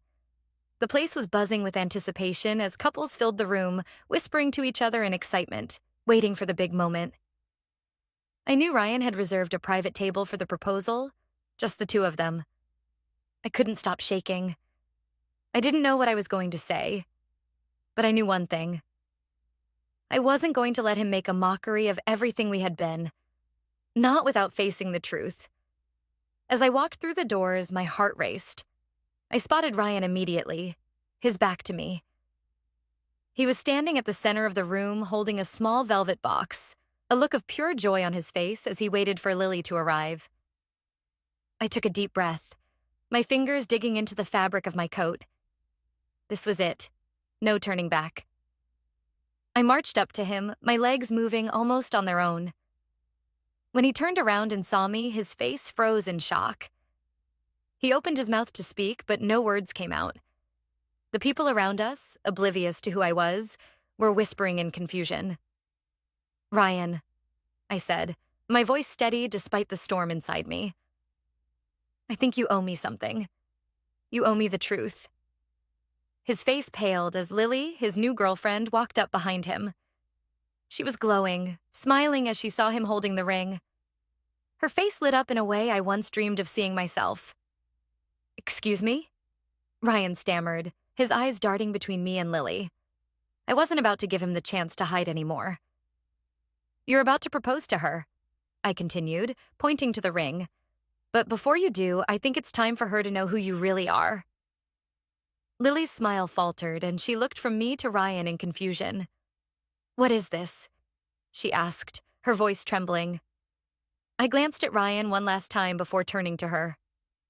"Ryan and I used to be together," I said, keeping my voice as calm as possible. "But he cheated on me. With someone else. For months." The room fell silent. The weight of my words hit like a sledgehammer. Ryan's eyes were wide now, his jaw tight with anger, but he didn't say anything. He just stood there, caught in the lie he had been living. Lily turned pale, the realization sinking in. Her eyes searched Ryan's face for an explanation, but he couldn't give her one. The silence was deafening. I didn't care about the aftermath, not right now. What mattered was that the truth was out, and Ryan's perfect little proposal was shattered. "Happy Valentine's Day, Ryan," I said coldly before turning on my heel and walking out of the restaurant. I didn't need to see what happened next. I knew the damage had been done. But for the first time in months, I felt a strange sense of relief. I left the restaurant feeling like I'd just climbed a mountain. The weight that had been crushing my chest for months was finally gone. But as I walked out into the night air, the cold biting my skin, I couldn't shake the feeling of dread that lingered. The consequences of my actions were just beginning to unfold. I had no idea what would happen next. My phone buzzed in my pocket. I pulled it out, expecting a call from a friend or maybe a message from my sister who always checked in on me. But the name that flashed on the screen made my stomach drop. Ryan. I hesitated. My finger hovered over the screen. I didn't want to talk to him. I didn't want to hear his excuses, but something pulled me to swipe the screen and answer. "What do you want, Ryan?" I said, my voice colder than I intended. "You think you're done with me?" His voice crackled with frustration. "You think this is over? You don't get to just walk in there and ruin everything, Sam." I could feel his anger radiating through the phone. It was like he was standing right in front of me, pacing with fury. I took a deep breath. I'd prepared myself for this, for him to be angry, for him to try to turn it all on me, but I was done. I wasn't going to back down. "Actually, I think I do," I said, my voice calm but firm. "You didn't have a problem destroying me, Ryan. So why should I care about what you think of me now?" There was a long pause on the other end. I almost thought he had hung up. "Sam, I didn't mean for it to happen like this," he finally said, his tone softer now, almost pleading. "You have to believe me. I was going to tell you everything, but I didn't want to hurt you. I wanted to protect you." "Protect me?" I laughed bitterly, feeling the sting of his words. "By lying to me? By cheating on me? By pretending we had a future together when you were already seeing someone else?" I paused, swallowing the lump in my throat. "That's not protection, Ryan. That's manipulation." I could hear him exhale heavily, the guilt in his voice now unmistakable. "I messed up. I know I did. But Lily, she's different. I don't want to lose her." The words stung, but I steeled myself against them. I had to remind myself why I did what I did. I wasn't there to beg him to come back or to apologize for ruining his day. I was there because he needed to face the consequences of his actions. "I don't care about Lily," I said flatly. "I care about me. And you don't get to walk away from this pretending like nothing happened. You don't get to just erase what you did." He didn't respond right away. I could hear him breathing, and for a moment I thought maybe he was thinking. Maybe he finally understood. But then, just as quickly, the defensiveness crept back into his voice. "You think I wanted this to happen?" Ryan snapped. "You think I wanted to hurt you? This is just how things turned out. And now you've ruined everything, Sam. You've ruined her night." I rolled my eyes. This wasn't about Lily. It was never about her. It was about the fact that Ryan had thought he could get away with betraying me, and that I would just accept it. "You're delusional," I said, trying to keep my cool. "I didn't ruin anything. I just told the truth. You want to marry someone knowing you lied to them? Knowing you're not the person you pretended to be? Go ahead, but don't expect me to feel bad for you." There was another silence, thick and heavy, before Ryan spoke again. "I don't know what to say." "Good," I replied, "because you've said enough already." I hung up before he could respond, tossing the phone into my bag, as if that simple act could rid me of the conversation that had just taken place. But as I walked down the street, past couples who were oblivious to the drama unfolding in their midst, I couldn't stop thinking about the aftermath. What would happen to Lily? Would she stay with him? Would she believe him when he tried to explain himself? And what about me? Was I really free from all of this now? Or was there still more to come? The next few days were a blur. My phone stayed eerily silent. I was half expecting an onslaught of texts or calls from Ryan, maybe even Lily, trying to make sense of what happened. But there was nothing. It was like I had been erased from their world as quickly as I'd barged into it. That was until I got a message from an unknown number. It was from Lily. "I need to talk to you. Can we meet?" I stared at the message for a long time, my thumb hovering over the screen. I had no idea what to expect from her. She could hate me for what I did. She could think I was trying to ruin her life. But maybe, just maybe, she needed to hear the truth too. I typed back, "I'll be at the park in an hour." Then I sat back, knowing that the real consequences of my actions were just beginning. The park was quiet when I arrived, the trees bare in the late winter chill. I walked along the path, the crunch of the gravel underfoot the only sound that filled the air. I wasn't sure what to expect when I met Lily. Would she yell at me? Demand to know why I had ruined her night? Or would she thank me, finally understanding what kind of man Ryan truly was? I found a bench near a fountain and sat down, pulling my coat tighter around my body to ward off the cold. My phone buzzed in my pocket, and I pulled it out to see Lily's name on the screen. She was here. I'm by the big oak tree. I stood up, scanning the park, and spotted her a few moments later, standing under the tree, her arms crossed over her chest as she stared out into the distance. She looked small in the vast emptiness of the park, like a person who had been completely blindsided by the truth. I approached slowly, unsure of what to say, but when she turned and saw me, I could see the tears in her eyes. I didn't expect that. I had expected anger, maybe even resentment, but not this quiet, painful look of someone who was still trying to process everything. "Lily," I said softly, not wanting to intrude too much on her space. "I didn't mean to drag you into this, but you deserve to know the truth." She nodded, wiping a tear away with the back of her hand, and then slowly took a step toward me. "I don't understand, Sam. Ryan, he told me you two broke up a long time ago, that it was over before he and I even met." I took a deep breath. "That's not true. He was with me while he was with you. For months. I had no idea about you, Lily, until I found out he was lying to both of us." Her face twisted in disbelief. "I don't believe it," she whispered, shaking her head. "I don't want to believe it." "I get it," I said, feeling the weight of her pain. I didn't want to believe it either, but sometimes the truth is harder than the lies we're told. You deserve to know the truth about him." She turned away for a moment, her breath hitching in her throat as she tried to collect herself. I waited, knowing this wasn't easy for her. It wasn't easy for either of us. "Why now?" she asked, her voice hoarse. "Why tell me this now, on the one day I thought was going to be the happiest day of my life?" I paused, feeling the truth hit me like a weight in my chest. "Because, Lily, you deserve more than a man who is going to lie to you. You deserve better than someone who's been hiding pieces of himself and pretending to be someone he's not. Ryan's not the person you think he is." She didn't answer right away.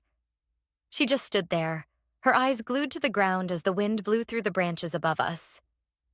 Finally, she looked up at me, her expression raw with emotion. "Why didn't you just let me be happy?" she asked, the words barely a whisper. "Why couldn't you just let him propose and move on?" I felt my heart sink. "I wasn't trying to ruin your happiness, Lily. I just couldn't stand by and let you walk into something that was built on lies. Maybe he had you fooled, but he didn't have me fooled. Not anymore." Lily took a step back, her arms folding tighter across her chest as she seemed to retreat into herself. "I don't know what to believe anymore." I reached into my bag and pulled out my phone, scrolling through the messages until I found the one from Mark, the friend who had been the one to tell me about Ryan's cheating. I handed her the phone, showing her the conversation, the proof I had needed to see when I found out. She stared at it for a long time, her face unreadable as she processed the text messages between Mark and me. "I don't know what to say," Lily said quietly, handing the phone back to me. "I don't know how to deal with this." I nodded, understanding. "You don't have to say anything right now, but you need to decide what you're going to do.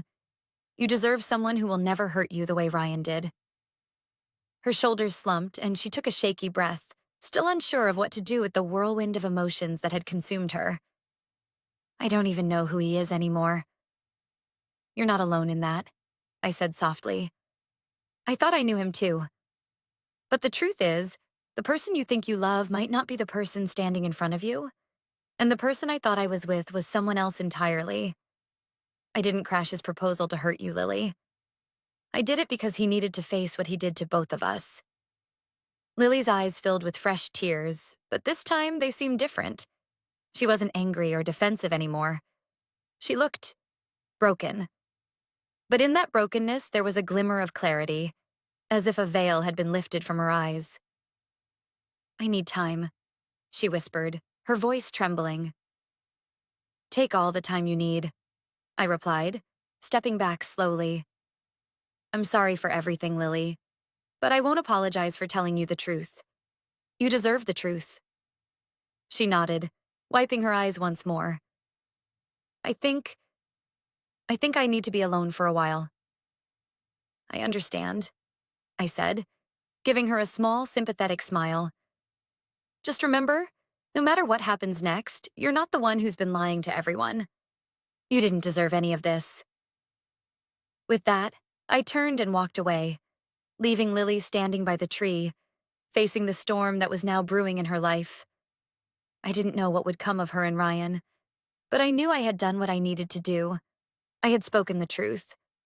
And for the first time in months, I felt a sense of peace settling over me. The truth had set me free. The next few days passed in a strange haze. I expected a call from Ryan, a confrontation, or maybe even an apology, but nothing came. My phone remained eerily silent. It was like he had disappeared from my life entirely, or maybe he was just trying to ignore the fallout. Either way, I couldn't help but wonder what had happened between him and Lily after our confrontation in the park. Had she left him? Did she choose to stay with him, despite everything? The questions swirled around my mind, but I couldn't find the answers. For the first time in a long while, I realized that it didn't matter anymore. Whatever happened between them wasn't my problem.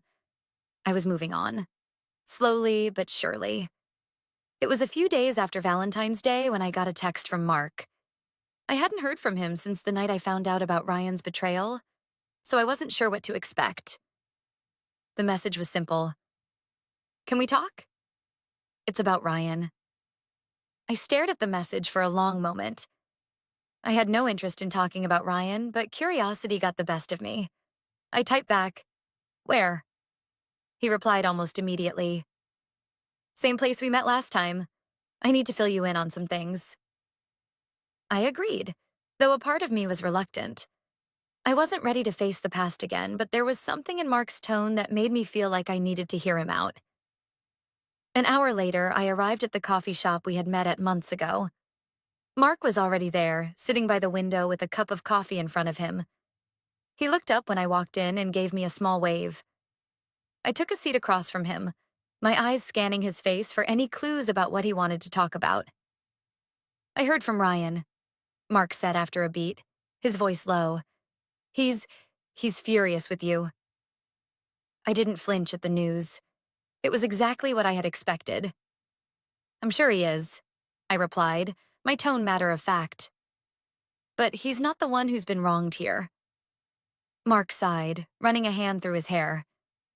"It's not just that, Sam. He's broken. He's been calling me nonstop, asking for advice, trying to figure out what to do next." I raised an eyebrow. I thought he was the one who had it all figured out. He was about to propose, after all. Mark shifted uncomfortably in his seat. That's the thing. He was planning on proposing, but now he's not sure what he wants anymore. I leaned in, my curiosity piqued despite myself. "Why?" "Because of what you did," Mark said quietly. "He knows he messed up, and now he feels like he's lost everything. He's been asking me if there's any way to fix it, if you'd ever forgive him. But I told him he doesn't deserve your forgiveness." I blinked, taken aback by Mark's honesty. "You told him that?" He nodded, looking guilty. "I know I should have told you everything sooner. I should have warned you about Ryan, but I was trying to protect him too. I didn't think he'd go this far. But now, he's spiraling." I exhaled slowly, processing the information. "So, he wants me to forgive him?" Mark hesitated before answering. "I think he's just trying to figure out how to fix the mess he's made. But he knows it's not going to be easy. He doesn't even know where to start." I looked down at my coffee, stirring it absent-mindedly. "I'm not sure if there's anything he can do to fix it, Mark. The damage is already done. He made his choice." Mark gave me a sad look. "I get it, but I thought you should know that he's not taking this lightly. He's not the same person he was before." I took a deep breath. I don't care who he is now. It doesn't change what he did to me. To us. Mark nodded. I know. I guess I just wanted to tell you that I'm sorry, too. For not speaking up sooner. For not warning you. I waved him off, trying to push down the feelings that had been bubbling to the surface. You didn't owe me anything, Mark. You were just trying to protect your friend. I get it. But this isn't about Ryan anymore. It's about me. We sat in silence for a few moments before Mark spoke again. So, what are you going to do now? I thought about that for a long moment, staring out the window at the busy street outside. Life was moving forward, whether I was ready for it or not. I couldn't keep holding on to the past. I couldn't keep letting Ryan's mistakes control my life. I'm moving on, I said finally, my voice steady. I'm going to rebuild. I'm going to focus on me for a while. Maybe I'll even start dating again, who knows? Mark gave me a small smile, relieved. That's the spirit. You deserve to be happy, Sam. Don't let him ruin that for you. I smiled back, feeling a weight lift off my shoulders. Thanks, Mark. I think I'm finally ready to let go. The rest of the conversation was easy as we talked about everything and nothing. It felt good to be free of the lingering anger I had been holding on to for so long. The truth had come out. Ryan's lies had been exposed, and now it was time for me to move forward. The next day, I got a text from Lily. It was short and simple, but it meant the world to me. I just wanted to say thank you. I'm done with him. For the first time since all of this began, I allowed myself to smile. It wasn't just that Ryan had been exposed for who he truly was. It was that, in the end, both of us had been set free. A week had passed since I last heard from Lily. I had received the thank you text from her, and while I was relieved that she had made the decision to walk away from Ryan, I couldn't help but wonder if she was okay. I knew it wasn't my place to reach out, but something inside me told me that maybe she could use someone to talk to. After all, we had both been victims of the same man. So one afternoon, I sent her a text. Hey, it's Sam. Just checking in to see how you're doing. It wasn't much, just a simple message, but I hoped it would open the door for her to reach out if she needed someone. The reply came almost instantly. I'm okay. Honestly, I'm doing better than I thought I would. It's been tough, but I'm starting to feel like myself again. Thank you, Sam, for everything. I smiled to myself, relieved to hear that she was finding peace. There was still so much healing for both of us to do, but the worst of it seemed to be behind us. We ended up meeting for coffee a few days later. We sat at a small table near the window, the sun streaming in and casting a warm glow over everything. Lily looked different, stronger, more confident than the girl I had met just a week ago. I could see the subtle changes in her expression, the way she carried herself. She was reclaiming her life, and that made me proud. So, how's it been? I asked, taking a sip of my coffee. She shrugged, but there was a hint of a smile on her lips. It's been quiet. I've had time to think. Time to really think about everything. And honestly, I'm glad I know the truth. I'm glad I didn't let Ryan get away with it. I nodded, understanding. Yeah, it's hard to make sense of it all when you're in the middle of it. But once you step back, it's clear. He never deserved us. Lily's eyes darkened for a moment, but she quickly shook it off. I don't even know who that man was anymore. I thought I was in love with him, but now I see the lies, the manipulation. I think he truly believed he could have both of us. We both shared a knowing look. It was surreal, the way he had juggled his life between the two of us, playing both of our hearts like pawns in some twisted game. But now, the game was over. I'm proud of you, I said sincerely. You took control of your life, even when you didn't know what the future held. I don't think I could have done that if I were in your shoes. Lily smiled warmly, but there was something deeper in her gaze, something that told me she had come to terms with the truth in her own way. I couldn't have done it without you, Sam. You were the one who gave me the strength to walk away. It felt good to hear that. We had both gone through something horrible, but now we were walking away stronger. It wasn't just about exposing Ryan for the liar he was, it was about reclaiming our own narratives. I'm glad I could help, I said. And I'm glad you're moving forward. She took a deep breath, her eyes thoughtful. I think I might need some time to figure things out. I don't know what comes next, but I do know one thing. I'm not going to let anyone dictate my happiness anymore. Not Ryan, not anyone. I smiled at her, feeling a sense of pride that I hadn't felt in a long time. That's the spirit. Whatever happens next, you deserve everything good coming your way. Lily's phone buzzed on the table and she glanced at it before picking it up. Her expression faltered for a moment when she saw the name on the screen, but she quickly composed herself and put the phone back down. Everything okay? I asked, noticing the change in her demeanor. She sighed, rolling her eyes. It's Ryan. He's been calling me nonstop, texting me, begging me to talk to him. I raised an eyebrow. Seriously? She nodded. He wants me back. He's been telling me he's changed, that he's sorry, that he's learned his lesson. I shook my head, disgusted. After everything, he still thinks he can get away with it? What makes him think he can just waltz back into your life? Lily's lips twisted in a small, bitter smile. I think he just can't handle being alone. He thought I would be the one to pick up the pieces, but I'm not the same person anymore. I'm not going back to him. My heart swelled with admiration for her strength. She had faced the truth, confronted the lies, and come out on top. Good, I said firmly. You don't owe him anything. You owe it to yourself to move on. We spent the rest of the afternoon talking about everything and nothing. It was easy, comfortable. It felt like we were both starting over, learning how to trust again, but this time not with someone who would betray us. We were healing together, each in our own way, but with a sense of solidarity that made it easier. As we said our goodbyes later that day, I couldn't help but feel a sense of closure settling over me.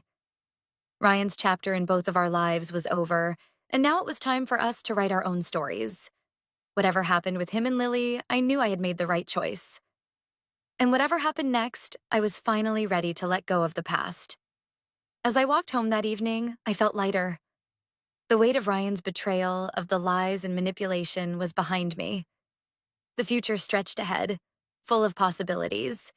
And for the first time in a long time, I was excited about what was to come. The week after my conversation with Lily, things settled into a strange kind of quiet. It was a peace I hadn't known in months, but I could feel the storm still swirling in the background, ready to break at any moment. And it did. Just not in the way I expected.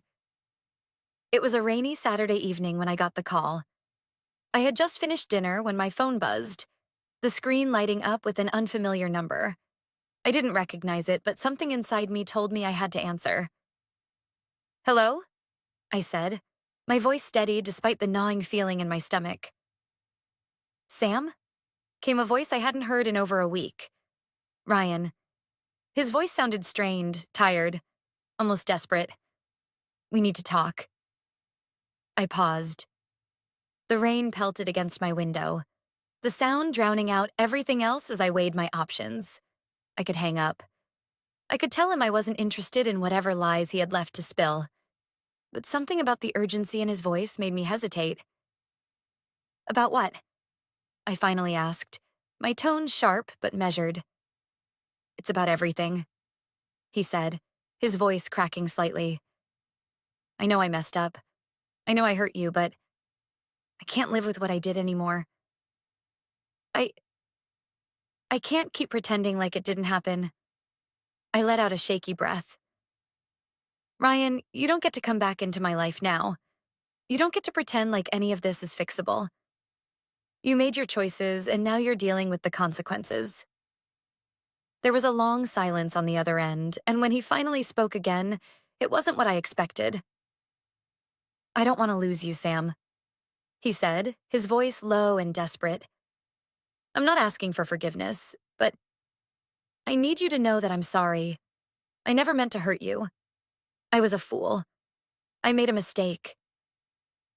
The words felt hollow, the weight of them empty in my ears. They weren't an apology. They were a plea. A plea from a man who had used and betrayed me, and now wanted to erase the damage he'd caused. "I'm done, Ryan," I said, my voice hardening. "I'm not the same person you knew, and I'm not going to let you come back and try to fix what you broke. Not now. Not ever." There was another long silence. I could hear the sounds of his breathing on the other end of the line, but no words came. It was like he had nothing left to say, and I realized that was the most final answer I could give him.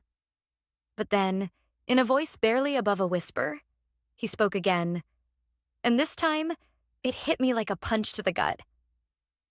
"I'm not just calling for you, Sam," he said, his voice shaking. "I'm calling because Lily, she's gone. I lost her too. She left me after what you told her. She's gone, Sam. I'm alone now." The finality in his words hung in the air, thick and suffocating. I felt the sting of it. The realization that in the end, his lies hadn't just cost me. They had cost him everything. The girl he had wanted to marry, the life he had tried to build on false promises, all of it slipping through his fingers like sand. For a long moment, I didn't know what to say. A part of me felt no sympathy. I had seen the truth in his actions, had watched him twist everything into something unrecognizable. He had built his life on lies, and now it was crumbling. But there was something about the weight of his admission that made me pause. "You're not alone, Ryan," I said, the words slipping out before I could stop them. "You're just reaping what you sowed." The call ended abruptly, and I stood there, the silence around me thick and suffocating. For a moment, everything seemed to pause. The rain outside had turned into a steady downpour, the world outside a blur of water and shadows. I had expected closure. I had expected some dramatic ending where Ryan would beg for forgiveness or try to win me back, but this was different. It was the silence after the storm, the realization that the damage had already been done. That night, I couldn't sleep. I kept replaying the conversation in my head, but the words didn't bring relief. Instead, they brought a sense of finality I hadn't prepared for. Ryan had lost it all, because of his own choices. And Lily was free now. But at what cost?